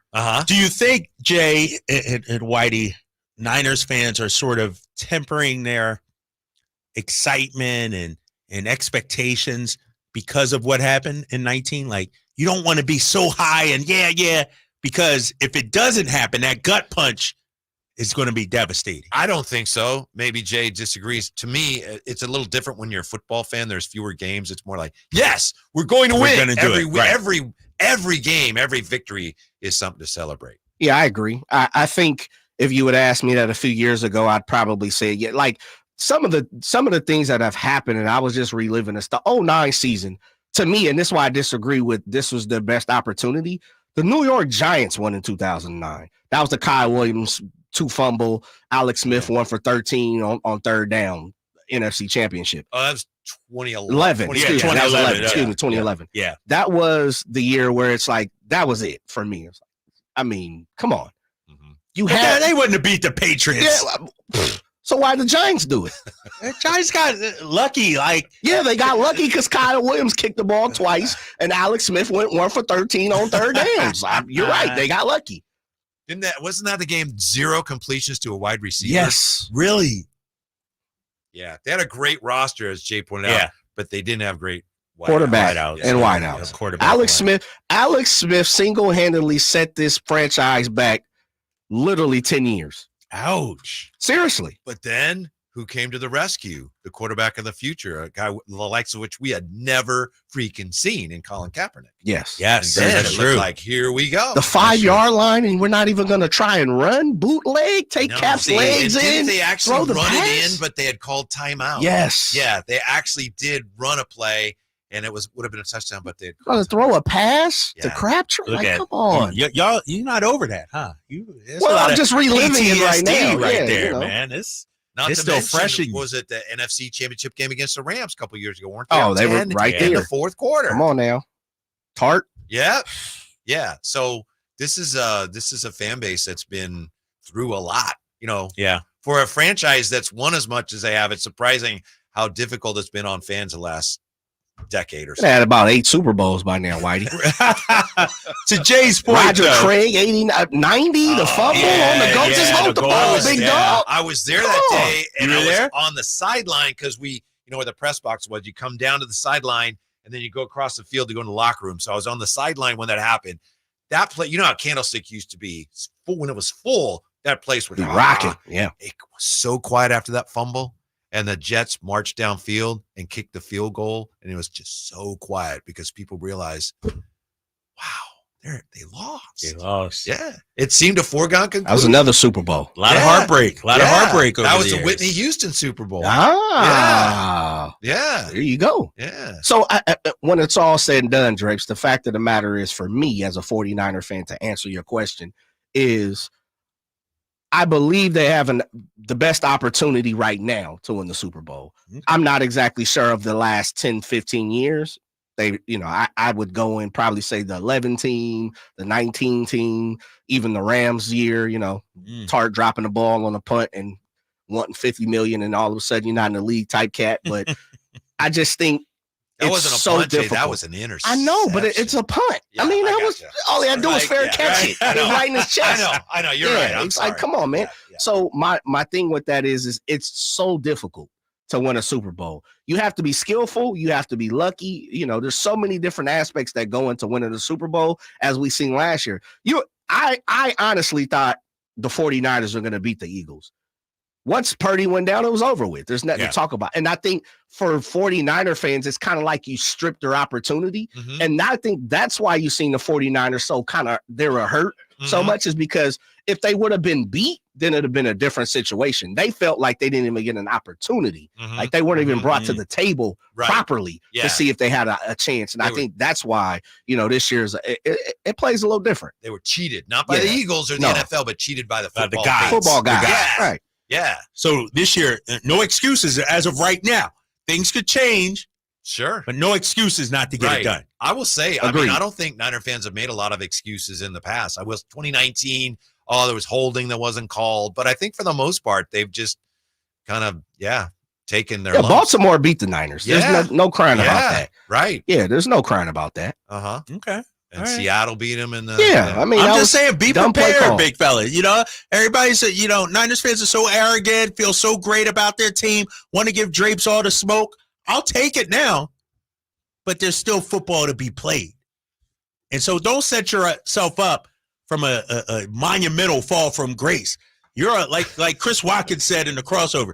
Niners fans are on Mount Olympus right now. They should be. They got the stake or the staff or whatever it is. They're holding it up feeling good. Don't let somebody come up there and knock you off. The only thing, you're going to tumble down far. Well, what should they do? Yeah, should they be humble and say, no, just we're be not very good. measured. Like me and the Eagles. Just be very measured. Y'all measured because y'all going through the smoke right now. Y'all wasn't measured 4 weeks ago. 4 weeks ago, man, y'all was on Mount Olympus. Bro. I was, man. It was cloud 9, baby. We just got you measured and you're coming up short. Ooh, right now. That's a good one. Far. Right now. Still football to be played. Let me, and for Drapes, Whitey, you don't have to be in the same boat with me. I'm a kayak by myself. I've said it before the season. I'll get into it. Same thing on the record. The 49ers will win the Super Bowl if they are healthy. And when I say healthy, I mean Purdy, Debo, Trent Williams, Kittle, CMC, Ayuk, Fred Warner. Man, you let the whole squad. No. I'm saying no. Man. Hufunga's done. No one said anything. I'm saying Jair Brown, a rookie, can get it done. I'm saying there are a few spots the 49ers can't lose. Bosa, I think, has to be Bosa. Is Bosa on that? Or see, I don't agree with Bosa. Bosa. I think they have enough depth for defensive line for me. Now, I think he's still key. I think, well, I get you. I understand. Mm-hmm. All right, we'll see, man. But, and you may be right, Jay, but as you know, it doesn't always happen that way. True that. And so, we'll wait and see. But for 49er fans, the feeling is, it doesn't always happen that way. We've been through that. Right. Time and time again. Now it's time. We got to get some good luck on our side. Turn. Yes. Okay. It's our turn, baby. Yeah. All right. Yeah. Our turn. Doug Christie's going to join Our us guy, when we Doug. come right back as we get ready for the Kings and the Celtics tomorrow night. Drive, guys. Sacktown Sports. On the move? Got somewhere to be? Take Sacramento Kings basketball with you. The Sacktown Sports app will let you stay connected to your passion. Never miss a moment of Sacramento Kings basketball with the Sacktown Sports app. Every 40 seconds, a child is reported missing. That's 2,000 children every single day. It's a heart-wrenching reality that we can no longer ignore. Find the Children is a non-profit organization dedicated to helping find missing kids. You can be a part of their mission by donating your unwanted vehicle, running or not. Call 1-800-775-5622. We guarantee that you will receive the maximum tax deduction. We provide fast, free pickup with 24-hour response. Call 1-800-775-5622. Find the Children provides crucial resources to help find missing children and educational materials to teach kids how to recognize and avoid predators. Our recovery programs have a proven track record of reuniting kids with their families. It's time to act. Donate your unwanted or unused car. Help us build a world where every child is safe. Pick up the phone and call 1-800-775-5622. Together, we can bring these kids home safely. This advertisement was paid for by Cars R Us and Find the Children. A holiday message from Jackson Hewitt. 'Twas the yikes before Christmas when all through the house not a creature was stirring, except Larry. See, the stockings weren't hung by the chimney with care, 'cause Larry's wallet was empty with no time to spare. So he went to Jackson Hewitt for a holiday loan, got money so fast he rejoiced and went home. Avoid the yikes before Christmas. Go to Jackson Hewitt before it's too late. Get up to $1,000 fast, minus the wait. Early refund advance offered to eligible clients. Application required. Finance charge applies. Loans by Republic Bank. Details at jacksonhewitt.com. This is Jeff Scott. Did you know there's a way to outsmart COVID if you get it? Now, there are medicines that can treat COVID whether or not you've been vaccinated, which is great news, especially if you're over 50. If taken in the first 5 days of having symptoms, COVID medicines can help stop the illness from getting serious. Call the healthcare provider or the statewide COVID hotline at 833-422-4255 to learn more about COVID medicines. Brought to you by the California Department of Public Health. Red Hawk Resort Casino is an entertainment experience like no other. We're the only place where you can play blackjack, then hop on an indoor car track. We're the only place with more than 2,000 of the hottest slots and a state-of-the-art 18-lane bowling center. And now with a world-class sports bar and a resort hotel to stay after you play. Is it any wonder we've been voted best over 100 times? We're Red Hawk Resort Casino, official casino partner of the Sacramento Kings. As we come together to celebrate the end of this long, long year, Stockton Honda has savings to bring us all cheer. Happy Honda Day savings and selection galore. Stockton Honda's online express purchase and great people give you more. Save on 400 new Hondas at Stockton Honda during Happy Honda Days. Shop in person or online with our express purchase option. Anytime, anywhere, it's all here. StocktonHonda.com. Guys, want to lose weight, improve your performance, and increase your drive? Revive Men's Health Sacramento can help you address the root causes of weight gain, low energy, poor drive, and performance issues. And since your testosterone level has a direct impact on your weight and fitness, we'll give you a free T-check and free exam at Revive Sacramento. Imagine upping your game, losing weight, and getting in shape all at once. Revive can help you make it happen with our new cutting-edge weight loss medications like your favorite athletes and celebrities use. They're affordable and available now. Weight gain and low T are treatable conditions. We know we can help you. Take that first step and book today. You're only one step away from getting in the best shape of your life. Call Revive Men's Health at 916-277-8599. That's 916-277-8599. Or visit ReviveMen'sHealth.com. From the Power Business Technology Toshiba Studios. Your home for Kings basketball for over 25 seasons. No look, Bibby to Weber down the lane, flying jam. There's your play of the night right there. It's inside is Sabonis, a two-hand rip, a brilliant pass from De'Aaron Fox. KHTKAM Sacramento, KYMX HD2 Sacramento. Sacktown Sports.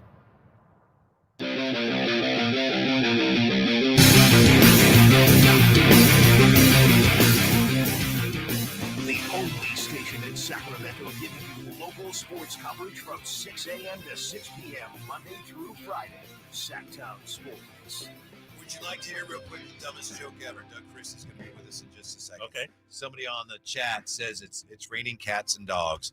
years ago. I remember I got a box of Good and Plenty, and they used to have jokes on the back. Yeah. And it said, when it's raining cats and dogs, make sure you don't step in a poodle.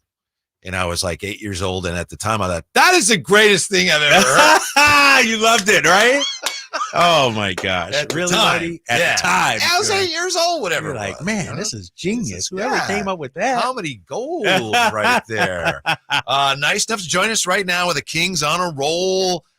Destroyed the Wizards last night, of course. Got the Celtics coming into town. Kings legend, Kings assistant coach, the one and only Doug Christie. Doug, how are you today? I'm doing fantastic. How are you gentlemen doing? We're doing great. I wanted to ask you, first off, last night we noticed, Kyle and I are doing our show, excuse me, at the arena. I noticed you were working with Harrison a lot on something. Look, you were guarding him in a certain way. So can we credit you with the big game he had offensively last night? Not a chance, brother. Not a chance. No, the players put in all the work. I just out there with Leandro Barbosa and HB, and we just had fun. You know, he has some things he likes to do, put him in different positions to contest shots and things like that. And sometimes, I'd say most times it happens in the game, but credit to him trying to put himself in game-like situations. Now, not the speed, obviously, of the game, but the contest and finding yourself in those type of positions. Doug Christie joining us. Doug, I'll ask you about what's up, baby? I'll ask you about the golf game coming up in a minute. You know I got a bone to pick with you about that. That's coming up. But I know you also work with Domantas Sabonis.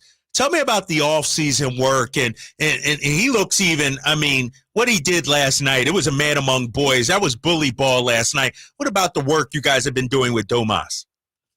He's a machine, man. And, you know, I always give the players the credit because they're the ones that have to do the work. They're the ones that have to step between the lines.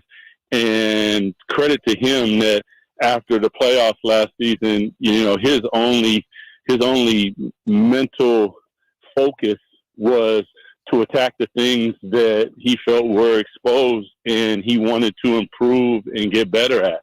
And that's what he did. We took a few days off and we were right back in the gym, totally open to, you know, all the suggestions and different things that I was bringing to him as far as, you know, watching tape and what we see and the things that you need to focus on. And to his credit, he's putting it down on wax, man. So I'm super excited for him, and to be that good and still have parts of your game that you can improve that way just speaks to the type of talent that he is.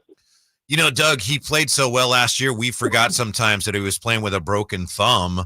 Is having a right thumb that's healed now, is that just making him that much tougher for teams to guard? Yeah, you know, like if you talk to Domas, that's not even an excuse that he would use. He's like, look, I'm out here, I'm playing, like, let's not even talk about that. So for him, the ability to go right, take advantage of all the things that are there, I think is a part of his game that he has worked on, and you're starting to see it more and more. But yeah, I think sometimes that we can miss the fact that, sit, come on, sit. That we can. I'm sorry, the dog there. You got the dog. Yeah.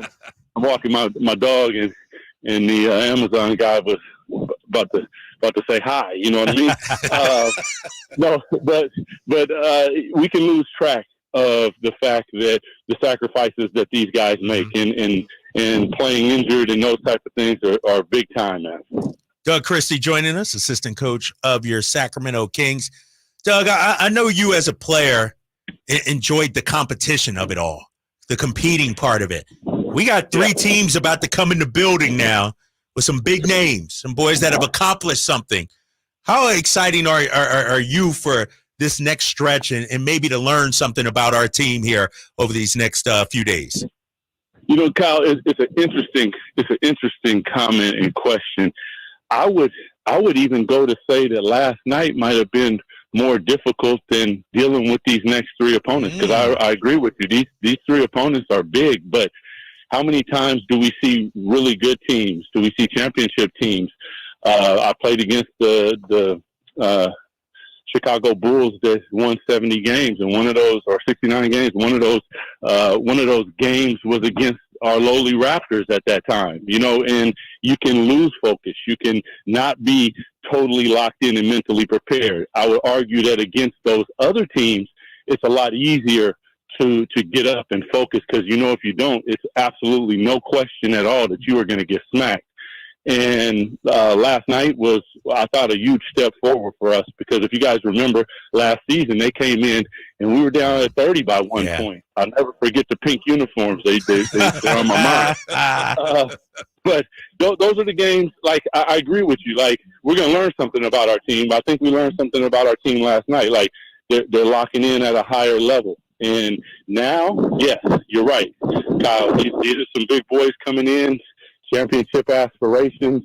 How do you lock in? What type of force do you play with? What type of pace do you play with? On the defensive end, how physical are you willing to be? We will see that. Doug, obviously one of the things that could come into play the next couple of games is the home court advantage. Are the Kings in the process of establishing more of a home court advantage? And if so, what actually goes into that? Home court is big time. I would even argue to say, not trying to be argumentative with you guys, but the teams that are able to go out on the road and put it down, that's a mindset that everybody doesn't have, because sometimes when you're at home, you'll let your guard down. It's Christmas time, holidays, all those different things. But we have to learn how to take advantage of Golden One Center, because those fans, that environment, even last night, I had to think that Washington was like, what the hell? Because the starting lineups got, and it was turned up in there. So we have to take advantage of that, because every opportunity to have those guys on our side and create an opportunity for us to dictate the pace and the tempo and the environment and get them involved is huge. And I still don't think we've quite learned how to do that, but we are in the process of doing it for sure. Doug Christie joining us. Doug, when you look at the way the offense is constructed, I look at a guy like Keegan Murray last night, 17 shot attempts. I said there's no reason why he shouldn't get 15 to 18 a night. Does he take that upon himself, or is that built into the offense? Like, for him to look for a shot out there? Well, I think, and I kind of go to our team, there's many ways, like, you would know that Webb was going to get his shots and Peja was going to get his shots. But then there was nights where Bobby would have 30 or I'd have 30. It's equal opportunity, but as you go up the ladder, there are times, oh, man, so you guys got me talking, man. My dog's trying to go to the bathroom, man. Too much information, bro. Too much information, baby. Hey, man, listen, got to be a proper doggy dad, man. But I guess he didn't like your answer to the last question. Yeah. No, it's an equal opportunity offense in a lot of ways, but you do have to, put it upon yourself to make sure that you are aggressive in searching for your shot and confident when the shot comes. Because sometimes I know people are like, really, you can lose confidence, but you can lose confidence at this level sometimes where, you're not making shots at the same clip that you want to, or maybe you've missed a couple and you pass up a shot. And those are the things that I think in year 2, Keegan is learning to understand is, like, I'm going to get my look, but sometimes I need to search for them, and I need to make sure when I come off of the screen, I'm thinking shot. Therefore, I don't get the ball and then try to think shot, because most times when that happens, the read is gone, the opportunity is gone. And I think the other night when we saw him go for 47 or whatever it was, when he was coming, he was thinking shot immediately. And that's just a mindset. But in many ways, it's equal opportunity, because guys are cutting through the lane. We got guys like Domas that can pass the ball, and if you're open, you're going to get it, and you're going to get a bucket. Doug, last night the starters were all offensively really efficient. And I want to go back to HB. We asked you about HB when we started here. He had 19 points last night on 11 shots. In your opinion, you know how fans are? They call the station and they tend to, when things aren't going well, HB this, HB that. Do you think fans should appreciate HB more and maybe don't recognize what a good shooter that he is? Definitely. HB is a consummate professional. There are going to be nights like last night where the ball finds him, the minutes find him. He got a couple cutting through the lane. Like we were running, I think it was swing backside. And we ran it like 8 times. We never got to the backside part because the front side was so good. You know what I'm saying? And that was him cutting, them switching, and us recognizing. I think we're starting to recognize as a unit a little better those mismatches and those opportunities. And when HB finds himself in those, we have to take advantage of them. So I know it can be frustrating sometimes for fans, but it's a long season and it's a marathon. It's not a sprint, because if it was a sprint, we would say HB, 33 points in the first game. But then last night you start to see him come around. But I also think that you see our team begin to come around and recognize mismatches and things like that instead of just running the offense. Because normally when you run a play like backside, that's what you're looking for is the backside. And we never even got to it because we recognize that there's money to be had on the front side. Yeah. Doug, you've seen De'Aaron Fox growth and development over the years. First, you were a broadcaster, then you moved to the bench as a coach. Just how much pride are you taking in what you're seeing from De'Aaron Fox, a homegrown guy we drafted, guy we developed, and now he's an All-NBA performer? Man, I can't really say it enough. Like, I don't work with Luke, works with Foxy, but I don't say it to him, but like watching him and remembering when we got the draft pick, and I was like, in my mind, and if you listen to the radio broadcast, I'm thinking like, yo, that's the guy. Like you got the guy who hardest position in the league. He can play defense. Don't worry about the shot. The shot will come. Like everything that was about him, I was in. And to watch him continue to grow and continue to lead and now be put in positions that are valuable and they mean something in playoff basketball and watch him just succeed. Yeah, man, it's super satisfying for me. I know it probably is even more for, Luke and him, but super excited for them, man. Like he's playing at a level that I always thought that he could play at and just needed to be put in the position to succeed. Because sometimes that's it. Like you got the talent, but are you ever put in the position to show and demonstrate? And he has definitely been put in the position, and he has definitely demonstrated. Catching up, of course, with Doug Christie here, Drive Guys. The numbers say, Doug, and I know they came down defensively a little bit last night, but the numbers say the Kings defense has been improving. You obviously were an excellent defender. What, in your view, has been the difference this year defensively? I think a year together and bringing back a lot of the same pieces. I think that we have to give credit to Mike and Jordy from the standpoint that their attention to detail is at a really, really high level. And like we still have levels to go just like I was speaking about the offense. We have levels to go on the defense. Many times you see a guy backing down and we might dig, but we don't go. It's like, yo, man, you got to know right then you got to go. You got to, like 3 dribbles for an NBA player in the lane is just like, it's a wrap. So we're continuing to evolve and become better, but it's I think a year together. I think it's attention to detail. I think it's a lot of little things like that. And if we continue to do that, sky is the limit because we know what the offense is. The defense, taking that to the next step, I think can help us immensely. Doug Christie joining us. Doug, I want to switch gears a little bit and just, go back to you as a player and look at, let's say, rivalries, for instance. Like for me, I understand the Lakers rivalry, and it's always going to be a rivalry. But my blood boils when I see the Warriors fans come into our building. Tell me about the rivalry with the Lakers, and will that always be your top rival, no matter what, even 20 years from now, you're still going to hate that purple and gold?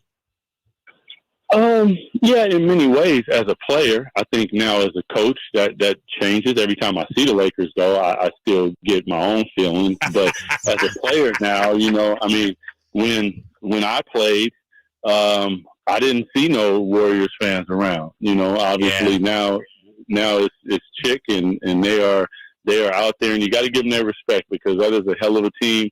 They put together a hell of a run. We pushed them to the limit, and they answered. And I think that that's where respect is due. But I hope for our players, our fans, that they take that personally because that's how we improve, or we push them to improve. And last year we pushed them to improve. But we also took something from that at the same time. And I think that's what you're speaking to, is that's what happens in rivalries. It creates opportunities and situations, and inside those opportunities and situations, it's a chance for our team to be great. And we're just hoping to get back there again and face a team like the Warriors. If we face the Lakers, because you know what I always say, Kyle, Lakers wins count for 5. So that must mean Golden State wins must count for about the same. You know? Yeah. Doug, would you be willing to tell us, at first I thought this is obvious, but I realized you played against so many great players. Would you be willing to share with us who the toughest player to guard for you was when you were playing? That's Michael Jordan, no doubt. I mean, I would say that Allen Iverson is in there. Kobe is obviously in there, but Mike was a different type of. I think the farther we get away from history, I think it revises itself, and we in the social media era. Like if Mike was in the social media era, I think everybody would understand things a little different. But he was a different type of competitor. And then when you put because most guys like very competitive, but they ain't got the game. Like he had the game on both ends of the court. Like, he can shoot the ball, big hands, so he could control it at a high level. Defensively, like he wasn't about those games. So he was coming back at you on the other end of the floor. Then he didn't have social media, so he got the PR people to get newspapers just to check to see if anybody was saying anything stupid. The next time he saw him. So the next time he saw him, he was dealing with it. And I always, whenever I get this question, I talk about the fact that Mike never, cried to the referees like we see. He would deal with it. And that's what I came to respect the most. We were battling, and it was, elbows and a lot of stuff, but never did he, go and it's ref, what? He would maybe run over to the ref or walk over to the ref, and he'd put his jersey up in front of his face, and he would say some things just so that he's not showing them up. But it wasn't like that. He was more of, I'm going to take it into my own hands and I'm going to deal with it myself. And that's just another level, Yeah, he wasn't begging for calls out there. He was a notorious trash talker. Did he ever talk to you, or did you just keep it silent and keep it focused on trying to do your job? Yeah, we never got into that, man. Like I said, the year that we beat them when they won 70, after the game, my daughter, she was, let's see, that was, what year was that, guys? 96? 96, I think, yeah. Yeah, she was 6 years old. So after the game, she was like, Dad, can you go get Mike's autograph? And I'm like, girl, we just was out there beating each other to death. But when I because that's my baby, so I did it. And when I went over there, he was totally cool. Come on in, man. Great game, blah, blah, blah. I was blown away. I had a different perspective. I didn't do that for anybody, but, Mike is Mike. So my daughter wanted it, so I went over there to do it. But yeah, he was different, man. And, like I said, the farther we get away from that we kind of lose perspective a little bit. Doug, you obviously were a very high pick. So Keon Ellis took a more winding path to the league than you. But does he in any way, what he does defensively, how important is it to the team? And does he in any way remind you of you with some of the things he does on the defensive end? I would say his instincts are really high level. His hands are in anticipation are spectacular. And what I get out of Keon is he doesn't cry. He might look at the ref like, man, I didn't foul him.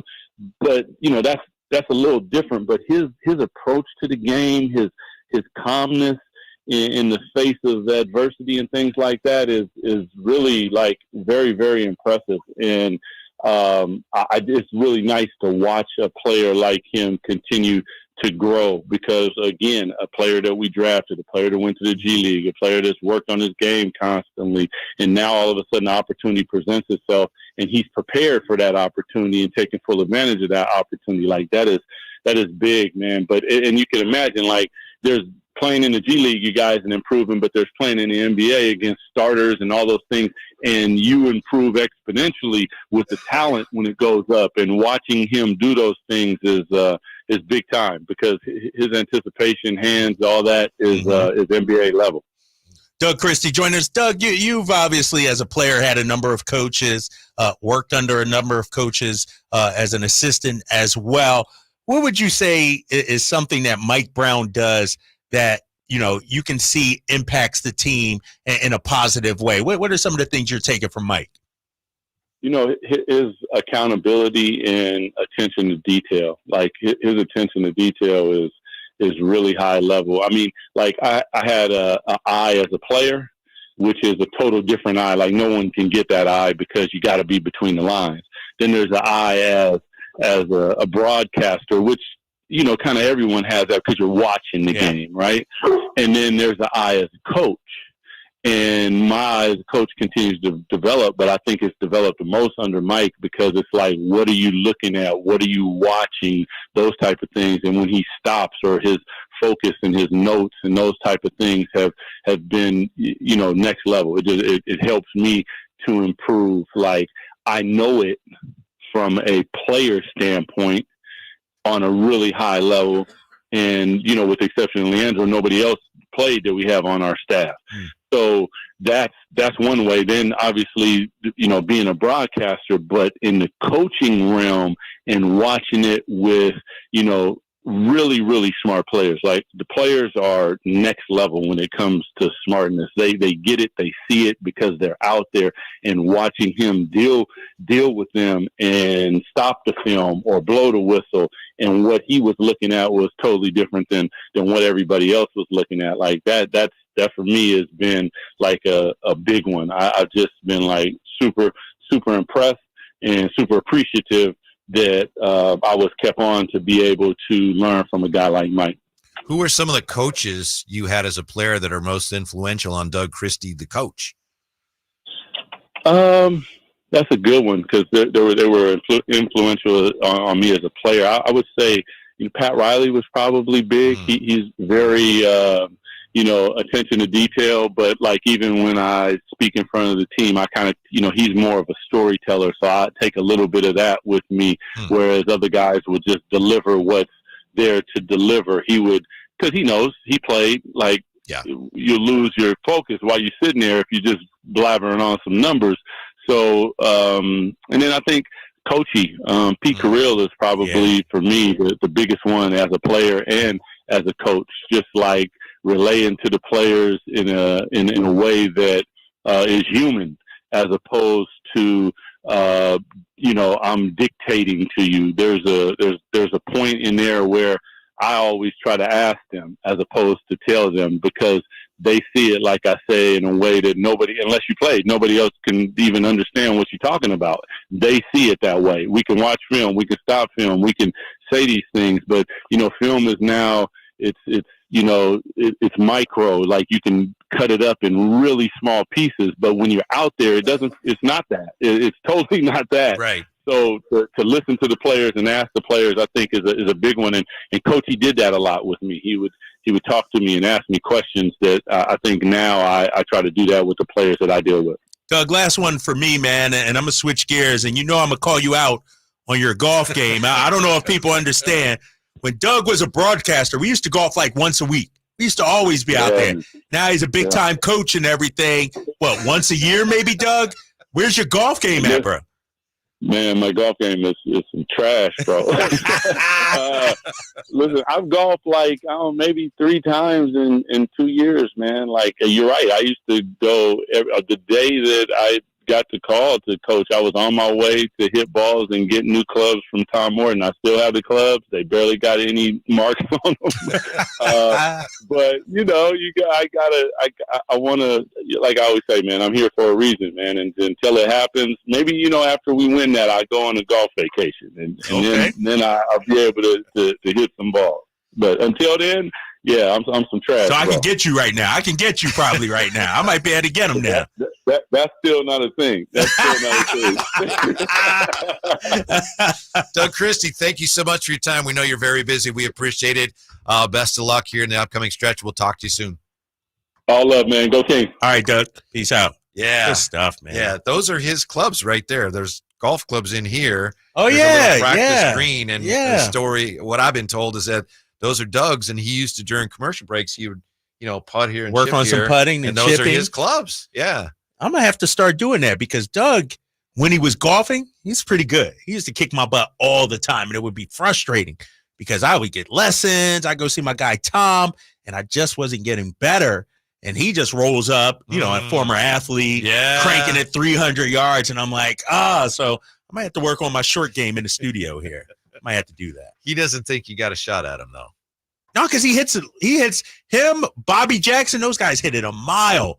I hit my driver 240. They're hitting it 290. They're playing from the tips. I'm playing from the reds, the whites, something like that. It's a different ball game they play, man. All right, when we come right back to wrap things up here, can you guess which NFL team is increasing ticket prices next year by as much as 85%? Whoa. The answer is next year with the Drive Guys on Sacktown Sports. The NFL's leading rusher plays here. The handoff to McCaffrey, walks in the end zone. Handoff to McCaffrey, takes it right out of the goal line. He does his thing again. McCaffrey goes in motion right. Backwards pass led by Juszczyk. A block there. Hurdles a man. 10, 5, touchdown! CMC! You can hear all of Christian McCaffrey's touchdowns on your home for 49ers football. Sacktown Sports. Time to check out Capital Casino, conveniently located at 411 North 16th Street in downtown Sacramento. Hello, Sacramento. I'm Emran Pilati, owner of True Sports Cards and Collectible Store here in Rockland, California, and the host of the True Sports Cards Show that airs right here on Sacktown Sports 1140 every Saturday from 10 to 11 a.m., where we discuss the latest trends, hottest products, and deliver exclusive interviews with other industry leaders. And don't forget to visit our shop, True Sports Cards, at 6661 Stanford Ranch Road in Rockland and see what we have for all your sports card and memorabilia needs.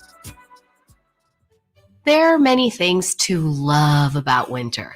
Cozy sweaters, celebrations, and family time.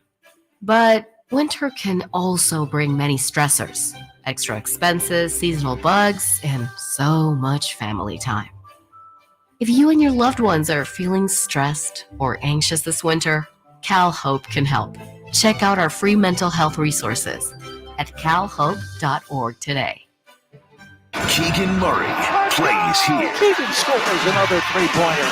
Keegan Murray knocking it down for 23 points. Snatched De'Aaron Fox for game scoring honors. Sacktown Sports is your proud home of the Sacramento Kings. Folsom Lake Ford has trucks. The F-150s are here. Explorers, Expeditions, and a huge selection of Broncos and Bronco Sports. They're in stock now at Folsom Lake Ford. Shop Folsom Lake Ford, your truck headquarters, right here in Sacramento for your favorite Ford models at good, fair prices. Short on cash? Buy any new Ford with zero down. Save big with low interest finance rates. Plus, Folsom Lake Ford is paying top dollar for all trades. We want your vehicle regardless of mileage or condition. This could be the best time to buy a new Ford. Check out the huge inventory online at folsomlakeford.com or stop by the dealership and see the most recent arrivals. Looking for something special? Give them a call and tell them Doug Christie sent you. Folsom Lake Ford in the Folsom Auto Mall, your trusted dealer, my trusted dealer for over 30 years. FolsomLakeFord.com. Zero down with approved credit. Get your retirement savings to play ball with your retirement plan. Call Cap Trust today at 916-924-7527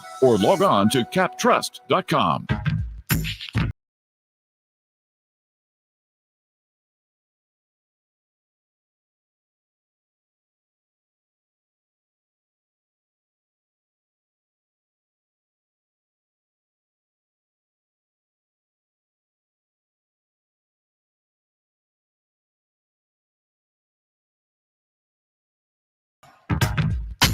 The Drive Guys powering your afternoons Monday through Friday on Sacktown Sports. Kyle Draper, give us your takeaways of our conversation with Doug Christie, Kings legend and assistant coach.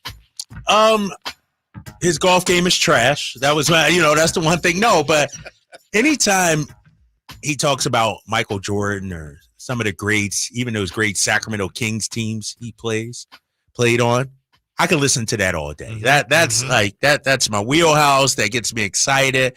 And I tell, Mike Bibby when I work with him. I tell Kenny Thomas when I used to work with him.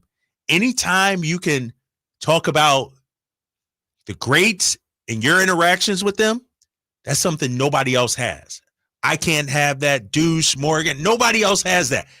So, with Mike Bibby, anytime he could talk about playing with Chris Webber or Kenny Thomas, anytime he could talk about playing with Olajuwon and Barkley and all them, that's the stuff I love, man. I'm excited. And we got Cedric Maxwell coming on tomorrow, Cornbread. And so, he's going to talk about Larry Bird. He's going to talk about Magic, all the players that he grew up playing against. And I can't wait for that tomorrow. He's also going to talk about Bano Udrih because he used to, years ago, he'd come on with us and he always made fun of Bano for some reason. So, looking forward to that. I thought it was interesting that Doug Christie, I asked him about home court. He didn't say, we're coming along on that. He said, no, it's really important that we establish that. Yeah. He didn't say we are establishing it. He said, we need to do that. And the way they've been playing and their record leads me to believe it's something that was a priority this season. Like when you look at last season, as great as it was, to have a better road record than home record, that shouldn't happen. And you look at a Denver or any of the best teams, even look at Boston, who we'll see tomorrow. They're elite at home. And that's where Sacramento has to get it. You got 41 home games. You go 30-11, 30, in 11. Then you go 20-21 the rest of the way. You got 50 wins, and so the opportunity is there for the Kings. And I love the fact that they're taking advantage of it this season. Yeah. So appreciate Doug Christie being with us. And we'll be at the arena tomorrow. Looking forward to that. This Celtics quite night. a homestand. It's very special for you, right? You're rooting for it, Drapes. Put it on the table right now. I'm rooting for the Kings. I'm just checking. Being a Celtics fan is a big night for it. Nah. Those are my guys. Tatum Brown. I was there when they came in, but come on, man. I bleed purple. The fans in Sacramento know Drapes is all about the Kings. It's not even a question. I told you the story, Jay, and I'll tell it again real quick here, Whitey. First time I was on the play-by-play, we went back to Boston. I'm excited, and I'll bring this story up tomorrow with Cornbread Maxwell. I'm walking in the TD Garden. I'm feeling good. I see Max. I'm like, we're going to kick your butt. I use some colorful language. My chest is sticking out. Man, we lost by 53 that game. We got down by 60 at one point. I walked out of there with my tail between my legs. But trust me, tomorrow, I'm going to walk in the Golden One Center, chest pumped out, ready for my boys to put in work. So, are they the best team in the East? The best team in the league. Boston, yes. Boston is elite. But like I said on the podcast, they are one injury away. And I'm not saying from Tatum or Brown. Like if Porzingis isn't healthy in the playoffs, they're not going to win. They don't have the depth at the big man spot. They got our old friend Neemias Queta, who's actually getting minutes for them. So we'll see him tomorrow. But they don't have the depth that they've had in past. They're very top heavy. They're top 5, top 6, best in the league easily. But if you can get into that 8, 9, 10 range, get into some of those guys, you got a chance. I know nobody cares. It's water under the bridge, and we're not talking about the Celtics, but I still can't believe they lost to Miami last year. That should not have happened. It's like they were clearly the better team. And that was a stunner. That was a stunner, and it's fueled them this year. But like I said on the podcast earlier, the Celtics aren't going to be judged in the regular season. I don't care if they go 70 and 12. Like, it doesn't matter. They're at a point sort of like the Niners to an extent. It's championship or bust. Anything short of that is a disappointment. How do you feel about that 73-win Warrior season? Because I know Bob Myers, and I understand it's like, hey, we had a great season. I have always felt just like, I'm sorry, you didn't finish. That's tremendous, but it doesn't mean as much that you set the record when you weren't able to seal the deal. Right. Can you call that the greatest team ever? No, because you didn't win the championship. Right, right. Greatest regular season team, okay, but the Bulls in 70, the Celtics in 86, the Lakers in 87, those were great teams that finished it out, accomplished the job. Yeah. And so with the Warriors, honestly, if I look back on it, I could argue that if that Warriors team played right now, they wouldn't be a 73-win team because I felt like they were so far ahead of everybody else in the style they played that they were great, and Clay was great. Steph was great, obviously. I could argue the two teams with Kevin Durant were even better than that. So I don't think that's, an all-time, the all-time greatest team. No, but that would have been – no, who knows if they win that, maybe Durant doesn't go there and everything's different. But anyway, let's see here. You want to take a crack at this. This team – for years and years, they haven't been able to sell tickets, NFL team. But now, according to a newspaper report, most seats getting a hefty price increase for next year. The average increase is 36%. Some fans say that some tickets will go up next year for this team as much as 85%. What do you think? They haven't been good historically, right? No, they have the league's biggest jump in attendance for this year. Because so it has to be somebody that turned it around this year that is in contention. Yeah. Can I guess real quick? Yeah, sure. I got two, so I'll go one and then I'll let Drake jump in there. I was gonna say Texans first. Texans. That's a good guess. Texans is not correct. That's a good guess. Fine guess. Not correct. I'm gonna say that, and somebody Mick Toads in the chat. He's listing 8 teams on here on YouTube. He's got Raiders, Lions. Division. I know. Only one. Only guess I'm one, going Victor. Lions. I'm going Lions. That is correct. Oh, yeah. Out of their mind. Up to 85%. 85%. The team says it's an average ticket increase of 30%, which is still pretty big. But they expect to sell all their seats next year. That's not surprising, right? No, I guess get not. it. They're capitalizing. Yeah. I remember the first game this year when they played. They opened Thursday night against the Chiefs in Kansas City. Yeah. There were a ton of Lions fans. Yeah. What's going on? Well, they finished strong last year. They made a push towards the end of last season. And so they came into this year high hopes. And I get it. You got to – it's sort of like, when the Warriors go from Oakland to San Francisco or Steph Curry come you price out people. And so did you hear about the Carolina Panthers? Did you see that story about their ticket prices, the get-in cost for a game? I just saw a picture of the 45 stadium. cents. Nobody's there. A ticket was going for 45 cents or something like really? that. I thought you were kidding.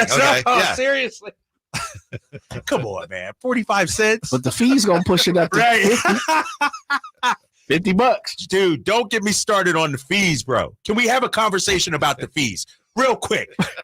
See, my mom and dad, they might be listening right now, but mom's been begging for tickets for when the Kings come. Sure. Usually I just go through the team, but she wants good good say seats. about your mom because I follow her on Twitter. Exactly. Yeah. I'm sure you see all this on Yeah. Twitter, but she wants good seats. So I'm like, all right, Christmas coming up.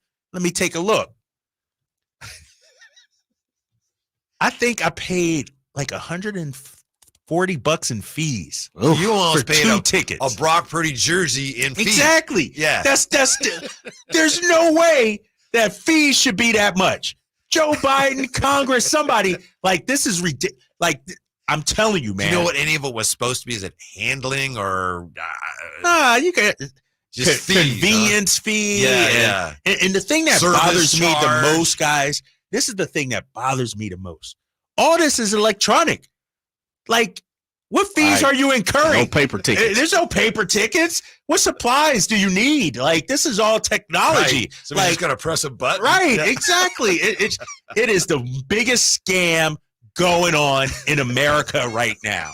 Whether it's concert fees, sporting fees, and don't get me started on car rental fees. Did I tell you this story, Jay? No, what happened? Dog, bro? I went to Boston. This is a couple years ago. In certain cities, obviously, they put a car rental fee, a tax. Here's That's looking how at they you, go. Seattle. Last time I was there last year. Bro, I rented a car. It was $130 for 36 hours. with the fees and everything, it was $300. I was like, hold on, I'm in Boston for like 28 hours and I got to pay for 2 days, $300. So I always say, don't rent. If you can't, don't rent from the airport locations. That's where they get you. All them tourism fees and everything. Go to an offsite location. Yep, exactly. Yeah, it's killing me, man. That's my pet peeve in life. I hate that. You see, as much as I get upset about Brock Purdy, that's a little bit of a fake outrage. The fees, though, that's legit. Real. That's You can real. Feel it. That's Feeling real. the heat. Man. All right, we'll see you tomorrow out at the Golden One Center. Yes. Yeah. Cedric Maxwell. I texted my guy Brian Scalabrine to see if he's going to be on site, but this is a big game. If they win this game, I'm assuming he didn't answer. No, he didn't answer. Him and Dante Whitner must got new phone numbers or something. You got Whitnered by Scal. Dude, he better answer me back, man. So, yeah, we are at the building tomorrow. Yes. Thank you, Jay. Thank you very much for listening. And stick around because UC Davis basketball is next right here on Sacktown Sports. You never know what you might hear when listening to a Sacramento Kings game.